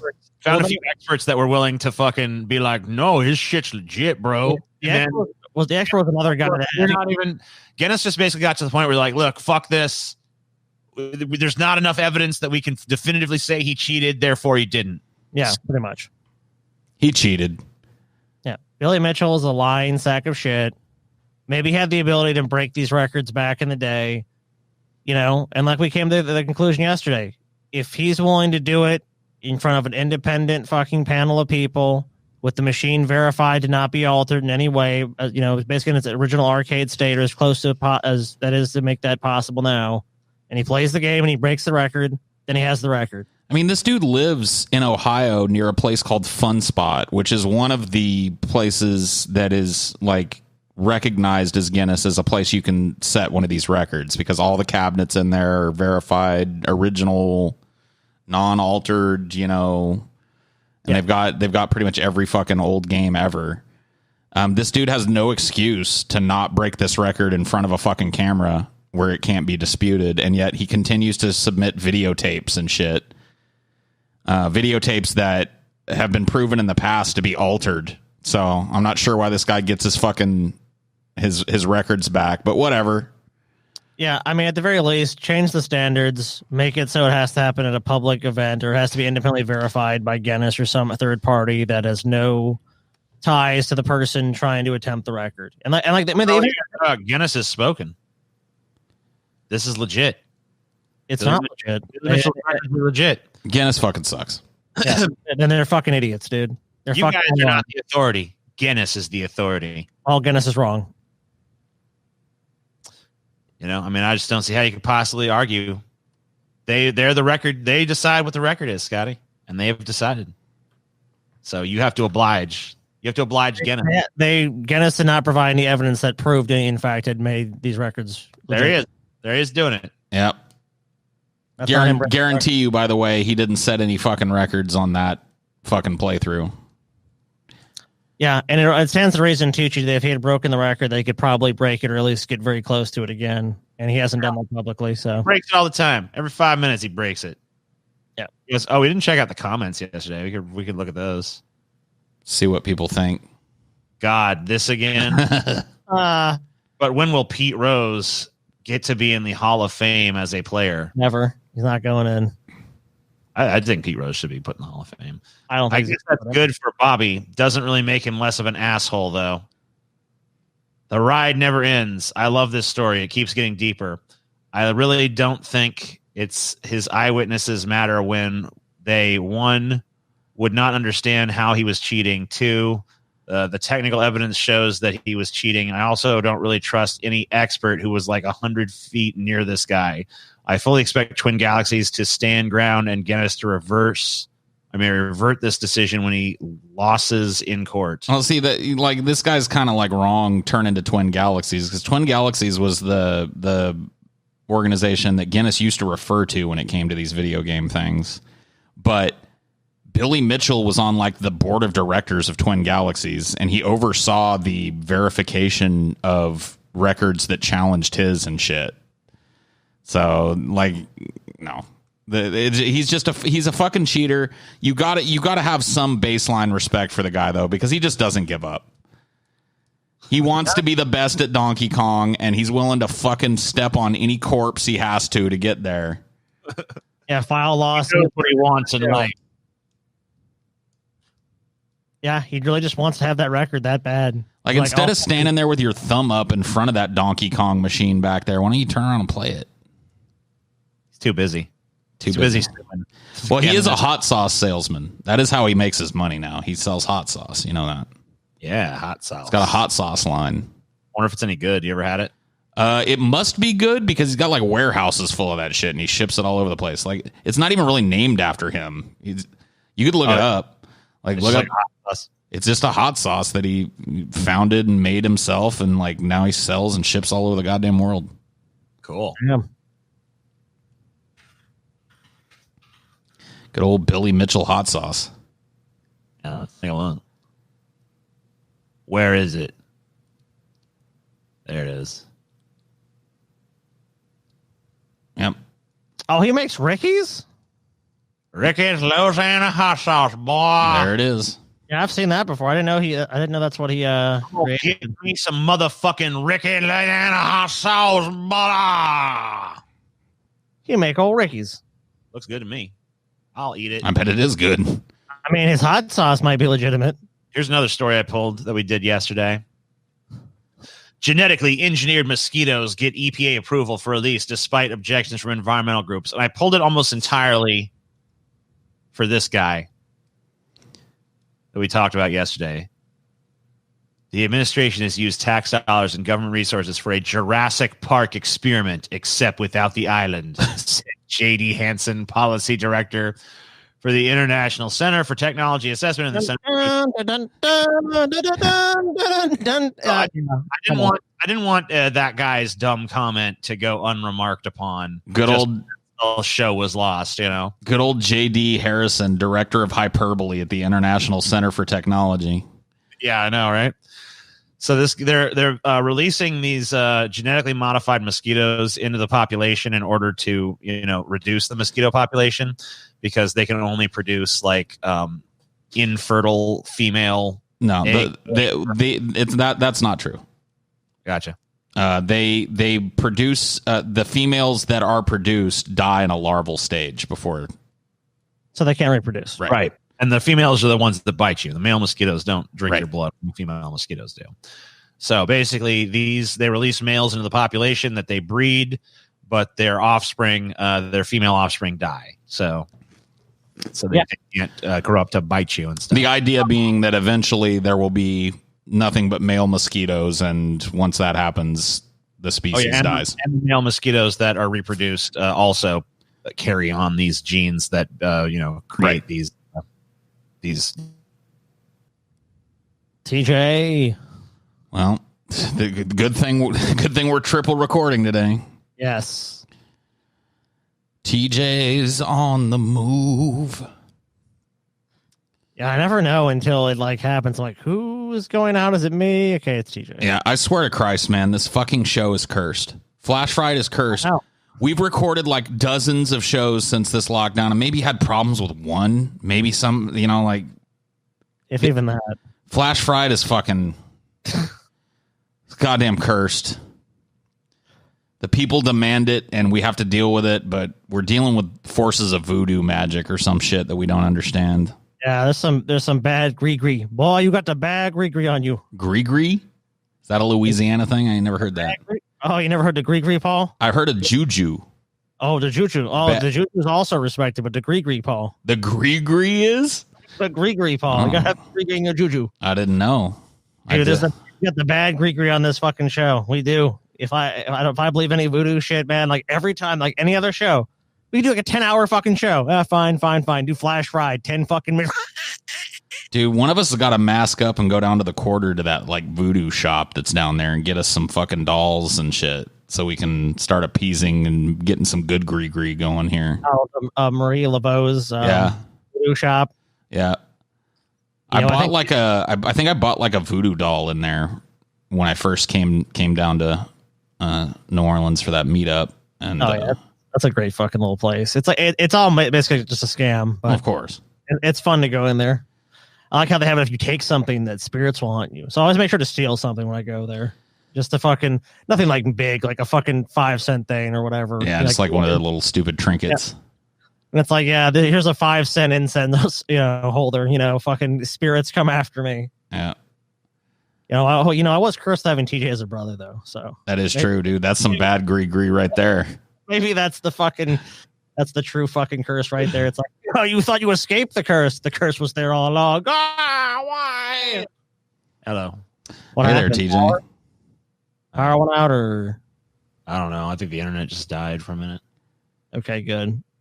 I mean, it's not good, but I'm glad it's not the power. It's all good. I'm still recording, so we're still recording. So am I. I actually had to break mine up. Whatever. So anyway, here we go. Back to this. Anyway, fuck mosquitoes. The end. All right. What the hell is this? Whoa, TJ. Some kind of document. What the fuck? What have you done? Oh yeah, here we go. I did pull this article. I don't know why there's like some long shit, like some document in it. Exclusive. Trump family says that no amount of money can undo the damage that will be done if the president's niece, Mary Trump, is allowed to publish her bombshell tell-all book. Oh, shit, dude. Trump is going to fucking... Oh, that's going to be hard for Trump to deny, too. I mean, how do you deny that? Yep. I mean, they got the same last fucking name as you. Bombshell tell-all book coming to you soon. Mary Trump, 55, is writing a tell-all book about her uncle, President Donald Trump, and the Trump family. The Trump family are trying to stop Mary's book from being published and is seeking a temporary restraining order, claiming she signed an NDA.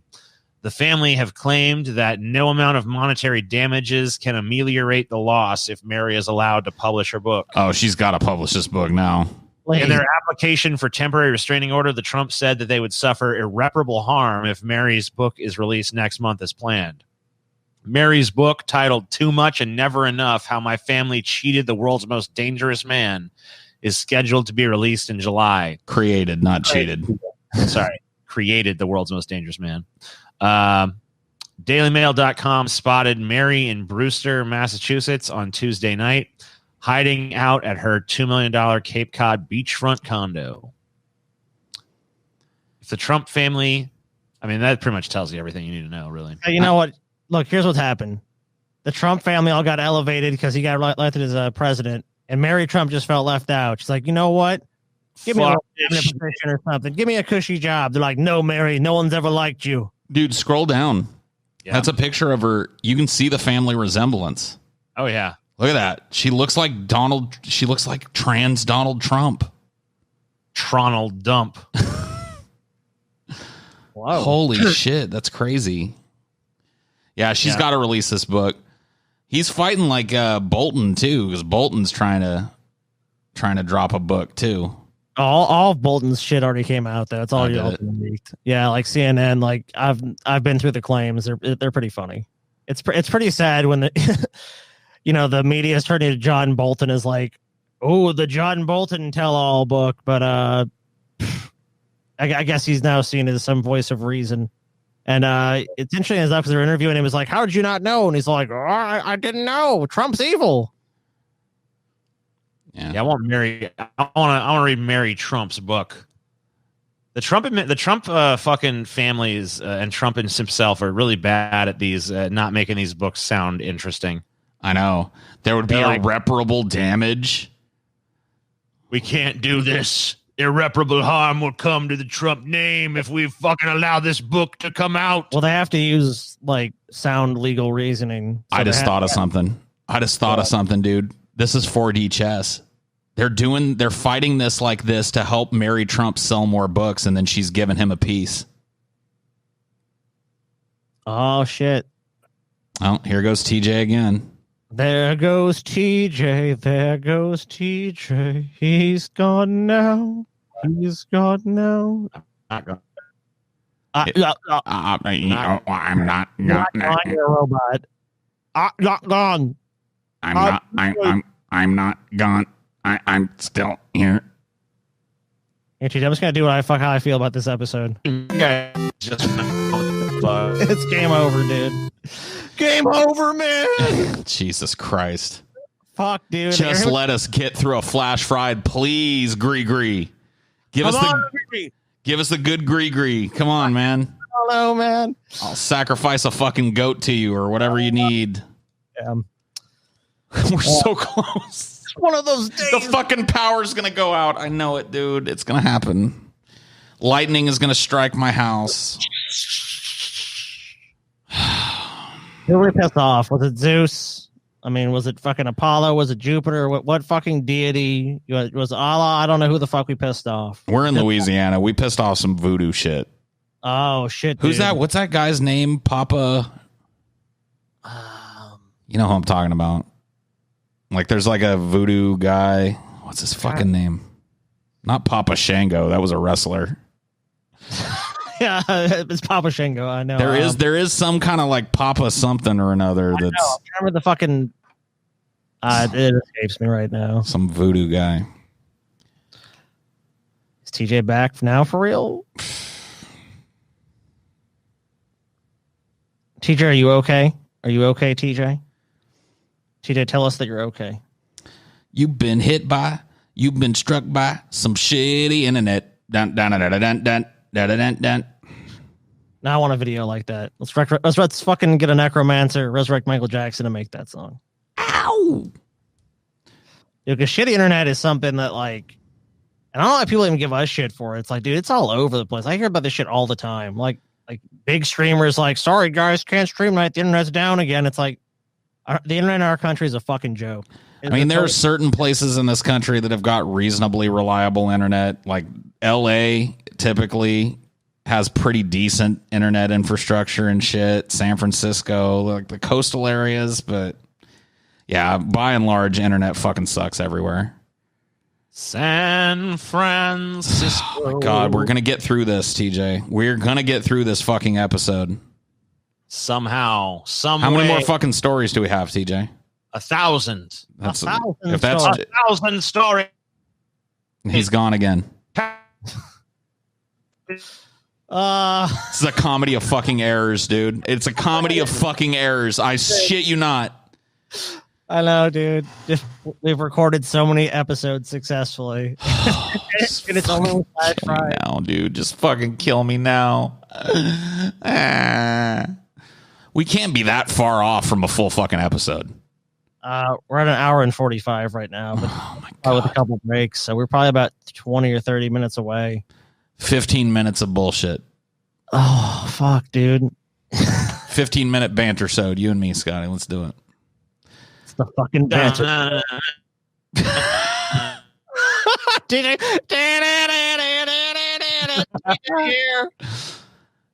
Hey guys, it's me, PJ.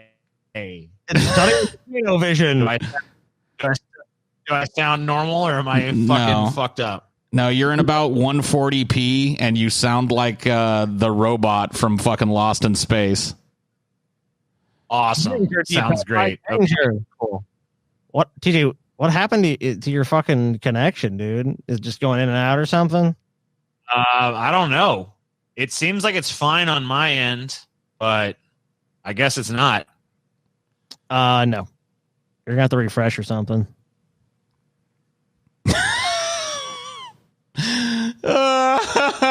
I'm gonna fucking die, dude. Seems fine on my end. Am I coming in? Oh, okay. Show TJ like this. So TJ is frozen like this now for some reason. Yeah. And of course, he's the one running the show, so we can't even move on without him. Yeah. Yeah. Here's that. Your network seems to be blocking the connection meme again. Oh my fucking god. And now my mouse isn't working. Fucking great. Mouse, please. My shit's still running fine though, so we're Yeah. good on that front. I'm fine. Yeah, I'm recording. At least now the people can fucking see what we're dealing with. You can see what we're fucking putting up with to bring them this fucking show every week. Goddamn cursed piece of shit show that just depresses the fuck out of me. And dude, my CPU right now is only using fucking 3.3%. So TJ's computer just seriously sucks. TJ's computer is ass for sure. It has been happens for a every while. time. It happens to every computer I've ever bought him, dude. Like, if I'm not maintaining that motherfucker, TJ, like 6 months later, like, shit, dude, my computer's running like shit now. He just loads it up with crap, clicks on a bunch of shit he shouldn't click on, Oh, TJ. gets everything all fucked up. Yeah, we have to have a thing where like TJ has to like fucking text us like a text-based permission, like TJ is downloading an app. What app? Yeah. Denied. All right, Robo TJ, how's it going? They died. Yeah, TJ? you died again. TJ. Did you guys freeze? Dude. Did you guys freeze? It feels like that, doesn't it? Oh my god, what a fucking nightmare. Welcome to my fucking nightmare. It's also, I think an element of it too is that it's also demoralizing to work on something and then suddenly just be like, Yep. you know, or you can't use it or there's an echo or something. So you're like, fuck, I just worked up, did all this shit, spent all this time recording. You guys gathered all these stories up. It's like the exact same thing too. Yesterday, everything was fine until like we were literally 3 minutes probably from ending the show. Yeah. And it took a shit. And now it's happening again. Here it is again. We're 10 minutes from the end of the show. Everything was smooth sailing. And now TJ's just fucking frozen with that stupid fucking look on his face. Go reboot your modem and router, dude. Fuck this. You might as well at this point. Just go do it. He can't fucking hear us. Fucking ridiculous. We're gonna keep fucking recording. I'm just gonna record this whole thing. I don't give a shit. Yeah. I don't fucking give a fuck. I'm not fucking turning the. DJ, Fuck. coming to you from the future. Turn off your camera. TJ, is No. your usage up or something? Yes. Turn off your fucking camera and see if it helps. I'm gonna call his dumb ass, Oh dude. my god. Oh my god. Maybe I'll just have TJ on through Bluetooth for the episode. Like, we'll just pull random news shit. Confederacy of fucking dunces, dude. Yep, same one. He's getting the same. All right. Have you tried rebooting your modem and your router? Or reboot your fucking computer or something. Yeah, do something, dude. Is your CPU usage way up or some shit? He's not even trying to fix it. Hey, what the hell is wrong with you, dude? Why are you trying to fix this problem, man? We're trying to get the show done. All right, where's it at? I'm checking. What's it at, TJ? I'm fucking checking. Now I see where the bad Gree is coming from, dude. It's TJ. Usage is only in the 40s. It shouldn't be anywhere near 40 fucking %, but that's not horrible. Yeah, that's doable. I think your connection's just fucking up. Go reset your modem and router, dude. Yeah, there was a fucking little weird power fucking surge or some shit, and now my fucking internet sucks. Yeah, well, So yeah, I'll go do that, I guess. Go reset that shit. I We're just heard fucking lightning outside, so do it quick. Tell Paul to banter. banter. What do you think we're bantering doing? right now? Fucking banter it! Okay. Banter now! All right. Do that shit. I'll be back. Dude, I'm bringing TJ in. I'm bringing TJ in on the Bluetooth. Yeah, go ahead and do it, man. I think mine's set up. If you want to call him, dude, I'm fine with that as well. Yeah, we're bringing him in. Fuck it. We'll finish it remotely. He can just read the news stories to us, Yeah. and we'll react. I mean that's the way it's got to be. Let me get my shit hooked up here. Once he does that, I'm pretty sure he's gonna be fine. That Roadcaster Pro connected. Call T-Gay. Give old TJ a call.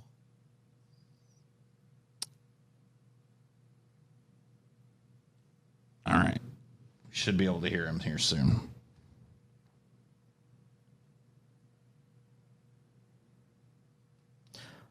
TJ, can you hear me? We should hear it ringing. Unless do you have it muted? No. Oh. Oh, wait. Maybe. Silent mode off. I have it turned up over here.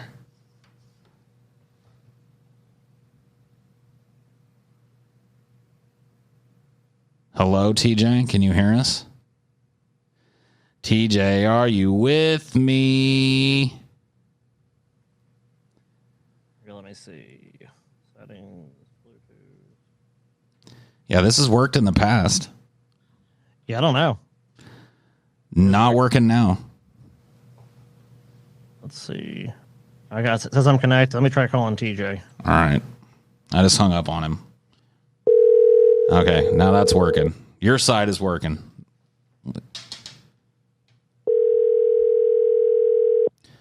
TJ, are you with me? Yeah.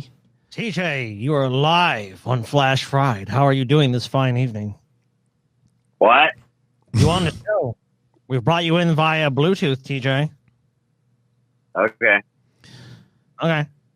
Yeah. So now you can participate in the banter. Okay. Okay. That's Cool. that's just TJ's like I don't give a shit. Okay. Cool. Uh-huh. Right. Uh-huh. Yep. Yeah, this stupid fucking goddamn... My internet's just down now. It's just fucking outright down. All right. So here's the deal, TJ. We have like 6 more minutes. All right. So really, I guess either Scotty or I could just go to a website and read some news.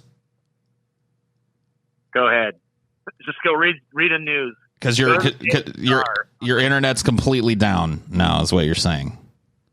Yeah, I mean, it was just slow. Now it's just down. Okay. All right. Let me see what I can do. I don't know how I'm going to share screens though, because I'm recording the screen that I normally share. Let me see. Oh shit. No, it should be fine. Imagination, I guess. It should be fine. I should be able to do it. Yeah, we'll make it fucking work. Yeah, there's no way.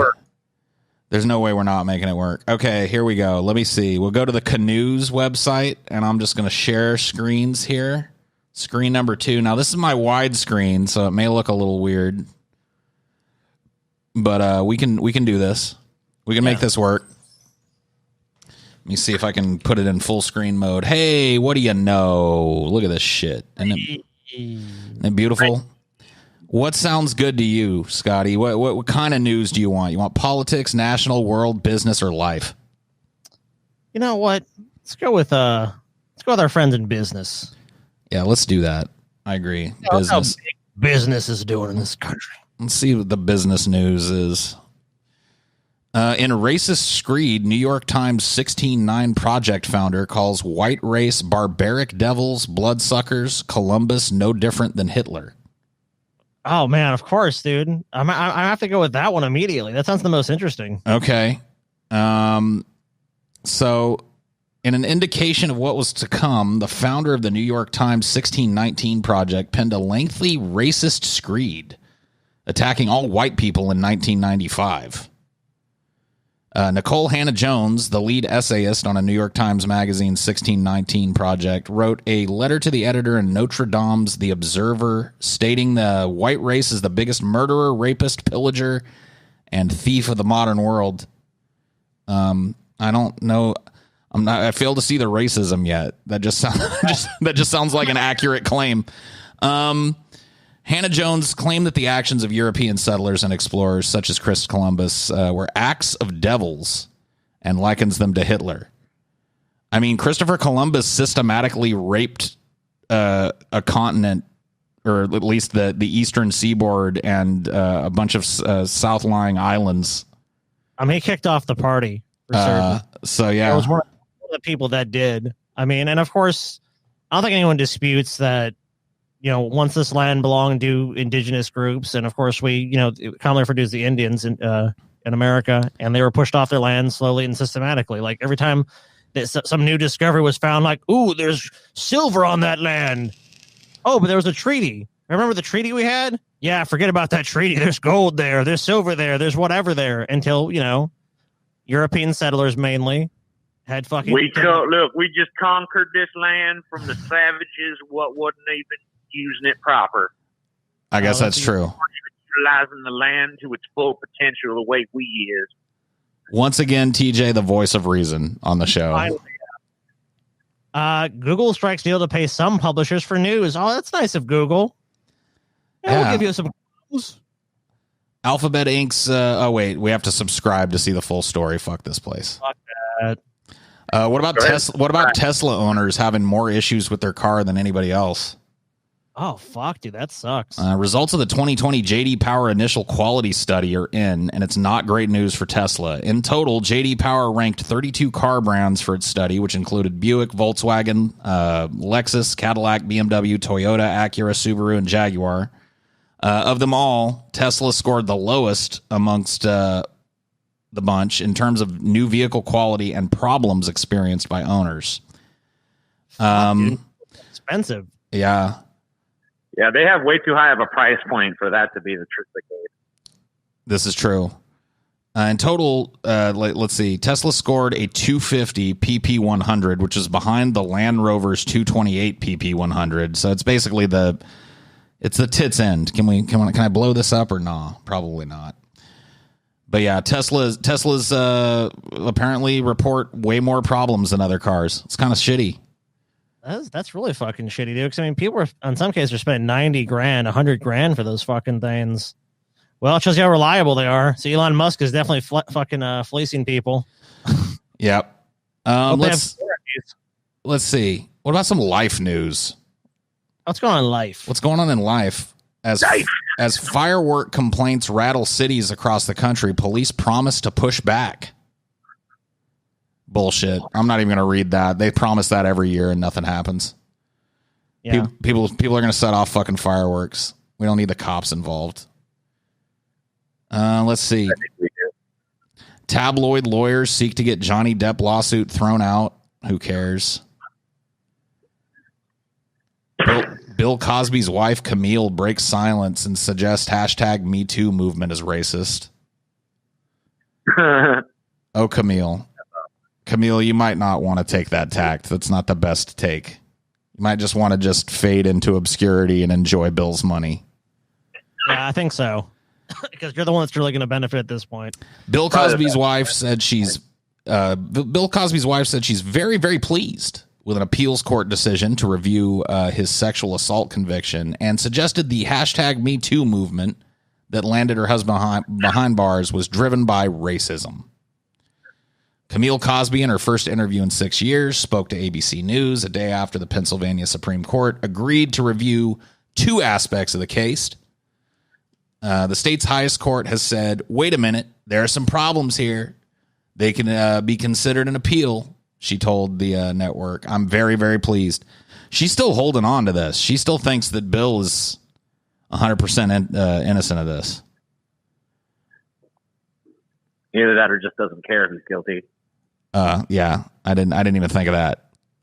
You make a good point. She might just be like, so what? He raped some white bitches. I don't give a fuck. Let's see. There's really nothing going on in life, guys. Life is over. That leaves national politics and COVID-19 for what will be our final story of the day. You guys pick. National politics or COVID-19? Either one's a dog turd. So national politics. All right. Well, it's national politics. Politics is its own thing. Oh, it's its own thing. Okay. Yeah. So you got a national politics or COVID-19? Oh, shit. Politics. Politics it is. Yeah, I'm sorry. Politics. I something spilled in here, so I was cleaning it up. Oh, it's all good. Of course it did. That's the bad gree, dude. Trying to spill the voodoo tried to make you spill that shit on your laptop so your fucking one would be lost, and then the lightning hits mine and we're fucked 2 days in a row. Yes. Let's see. I did see a story about Trump. I guess I could just talk about it because I don't see it here. Trump held another rally. Did you guys hear about this? Yeah. In Arizona. He went to like a mega church. So he's doing exactly what TJ said he would do yesterday. Like yesterday we talked about because I asked TJ after this like last big rally he had in Tulsa, do you think he's going to do these rallies? And TJ's like, yeah, he's just going to scale down the size of his venues. Well, he's already done it. He went to some mega church and spoke in front of the house was packed. We'll give him that, but it wasn't no 20,000 people like he's used to. So yeah, that's what you do. You go to a smaller fucking venue. Yeah, so it's more impressive. Yeah, that's what the rock band does. If they they can't fill the arena no more, they go to the fucking House of Blues or whatever. That's true. So Trump is now at the House of Blues state of his presidency. Where does he go from here? Gymnasiums? You think Trump will eventually get to gymnasiums? No. I think he'll probably stick around the House of Blues size for a while. Yeah, I mean, he just got to the status, so it's new for him. I see. It's a new status. I really wonder what Trump is going to do after he's no longer president. Like, you think he's just going to go on like big speaking tours and shit? Oh yeah, I mean, if he survives, you know what I mean. Like Trump's not looking too good, so he might croak. But yeah, if he survives, he'll probably do big speaking tours. He'll write a big book. Like Trump saved America, or be like greatest president ever. How I made America great again, or draining the swamp, or building the wall, or whatever the fuck. Number of taglines we can. Ghostwritten as fuck. Oh, of course. Oh, can you imagine if it wasn't? Oh my God, that would be. I'd buy that book. Yeah, I would buy that book in a fucking second. It's like no editor, nothing, just raw, unfiltered Trump, dude. Just like a third grade level screed against everybody that's ever wronged him. Oh my God. Yep. Give me this book. Have him record the audiobook for it too. Oh my fucking God. Sold. The audiobook is just totally different from the actual book too. Like him speaking freely for 13 hours or something. I fucking love it, dude. Let's make this happen. Dude, gentlemen, dare I say that we've done it? Dare I say that we've done it? We've limped against all odds somehow. We've limped across the finish line. We limped. Hey, dude, a finish is a finish, man. That's marathon rules right there. We barely make it back to base, but you know what? It's been about 2 hours and 5 minutes. So we did it. We did it. It's done. We did it. Good enough. Fuck yes. Is it back by now, TJ? Or are you still down? I don't know. I've been pacing around the house. It might be. Let's see if TJ can come back and give him his fucking final bow. Yeah, one more robotic TJ. I want one more robot TJ. He always comes on and he's always singing some fucking song that just turns into gobbledygook nonsense. Hey, look, there he is. Am normal TJ or robot TJ? You're still robot TJ, but it's cool. The people wanted a bow. They got a bow. You're about to drop Domo again. arigato, Mr. Domo arigato, Mr. Roboto. Domo. All right, I guess that's Flash Fried. That's it. See you guys later. And on that note, we bid you adieu. Bye.